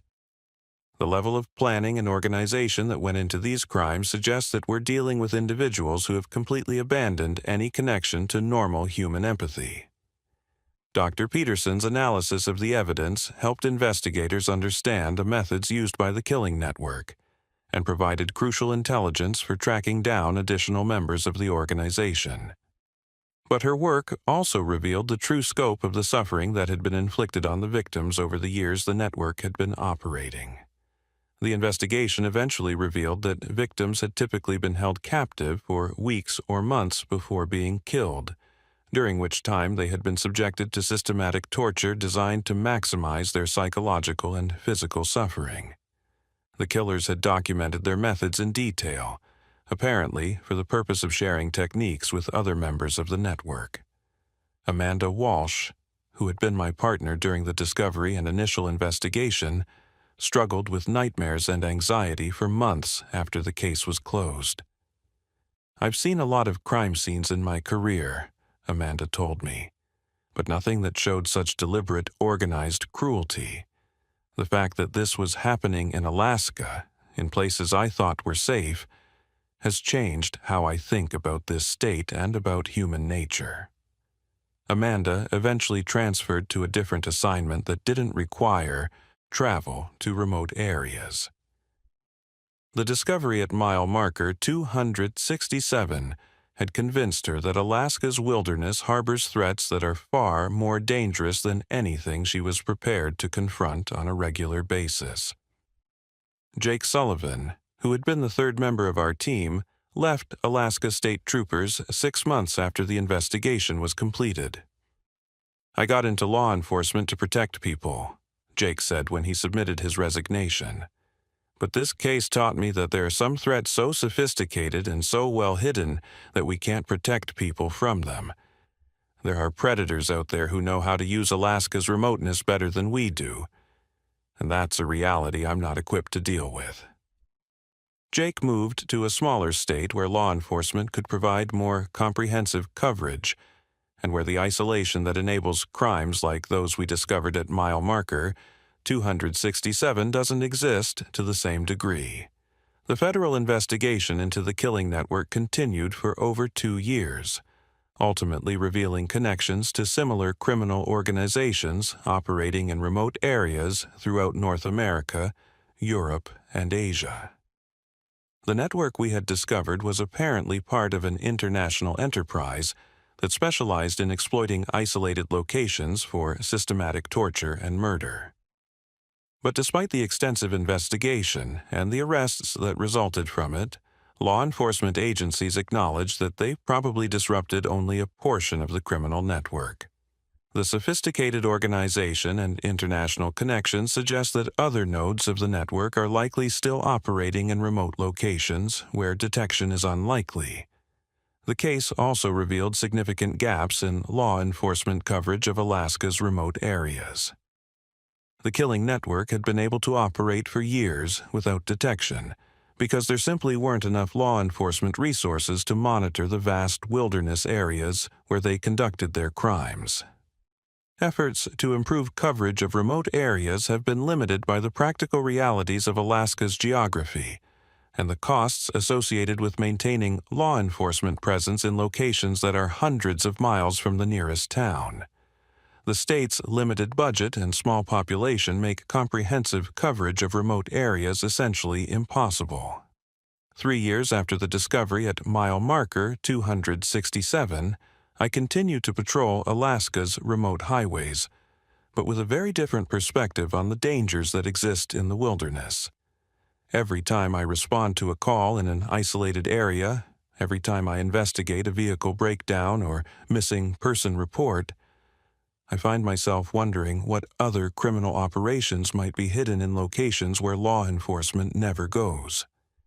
The ice road truckers who travel these remote highways have become informal intelligence sources for law enforcement, reporting unusual activity and suspicious circumstances that might indicate criminal operations. But the vast scale of Alaska's wilderness means that most criminal activity in remote areas probably goes undetected. The killing network we discovered at mile marker 267 succeeded for years because they understood how to exploit Alaska's remoteness more effectively than law enforcement could monitor it. They chose their locations carefully, selected victims who wouldn't be missed immediately, and used legitimate business activities as cover for their criminal operations. The sophistication of their methods and the systematic nature of their crimes suggest that similar operations are probably active in other remote areas throughout Alaska and northern Canada. The same geographic factors that made mile marker 267 attractive to killers: isolation, limited law enforcement presence, harsh weather that preserves evidence, exist in thousands of other locations throughout the region. But perhaps the most disturbing aspect of the case is the knowledge that the network members who weren't arrested are probably still active, using their experience from the mile marker 267 operation to improve their methods and avoid detection. They've learned from the mistakes that led to their discovery, and they're probably operating with even greater caution and sophistication. The truckers who originally reported the discovery at mile marker 267 have continued their work on Alaska's ice roads, but with a heightened awareness of the dangers that exist beyond the obvious hazards of weather and mechanical breakdown. "We always knew the ice roads were dangerous," Travis Kowalski told me recently, "but we thought the dangers were things like avalanches, equipment failure, or getting stranded in bad weather. Now we know that there are human predators using these remote areas as hunting grounds, and that changes everything about how we approach our work." Travis and other experienced ice road truckers have developed informal networks for sharing information about suspicious activity and ensuring that drivers don't disappear without other truckers knowing where they were last seen. But these informal safety measures provide only limited protection against organized criminal networks with sophisticated planning and resources. The reality is that Alaska's remote areas will always be vulnerable to exploitation by criminals who understand how to use isolation and harsh conditions to their advantage. The wilderness that makes Alaska unique also provides perfect cover for activities that would be impossible in more populated areas. Law enforcement agencies continue to investigate reports of suspicious activity in remote areas, but the practical limitations of providing coverage across hundreds of thousands of square miles of wilderness mean that many criminal operations probably remain undetected.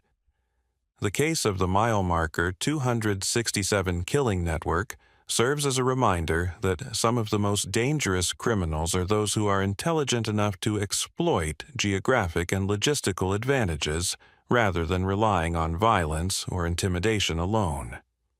The members of the network we discovered were able to operate for years without detection because they understood Alaska's geography, weather patterns, law enforcement capabilities, and travel patterns better than the authorities who were supposed to be protecting potential victims. They turned Alaska's greatest strength, its vast, pristine wilderness, into a weapon that they used against people who thought they were safe in remote areas. They demonstrated that isolation can be a liability as well as an asset, and that the same remoteness that attracts people to Alaska can also make them vulnerable to predators who know how to exploit geographic advantages. The investigation continues in various forms through federal task forces and international law enforcement cooperation. But we also understand that the fundamental vulnerability that enabled the mile marker 267 operation still exists throughout Alaska's remote areas. Every winter, ice road truckers continue to travel the Dalton Highway and other remote routes, carrying essential supplies to isolated communities and industrial operations. They remain our eyes and ears in areas where regular law enforcement presence is impossible, and their reports of unusual activity provide crucial intelligence about potential criminal operations. But we also know that there are probably other operations in other remote locations that haven't been discovered yet. The success of the mile marker 267 network demonstrates that Alaska's wilderness can hide virtually any criminal activity if the perpetrators are sophisticated enough to exploit geographic and logistical advantages. The case changed my perspective on law enforcement in Alaska and convinced me that we're probably fighting a losing battle against criminals who understand the state's geography better than we do. But it also demonstrated the importance of partnerships with people like ice road truckers, who spend more time in remote areas than any law enforcement officer could. Their willingness to report suspicious activity and their intimate knowledge of what's normal in Alaska's wilderness make them invaluable allies in detecting criminal operations that would otherwise remain hidden indefinitely. But I also understand that we're probably only seeing a small fraction of the criminal activity that occurs in Alaska's remote areas. The vast wilderness that makes this state unique also provides perfect cover for activities that most people couldn't imagine, conducted by predators who view isolation as an opportunity rather than a challenge.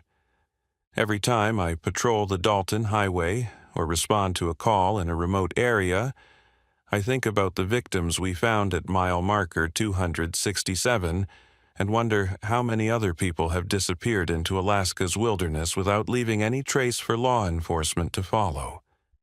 The ice roads continue to be traveled by truckers who understand that they're moving through a landscape that can hide any secret, where help is hours or days away, and where human predators might be watching from locations that law enforcement will never find.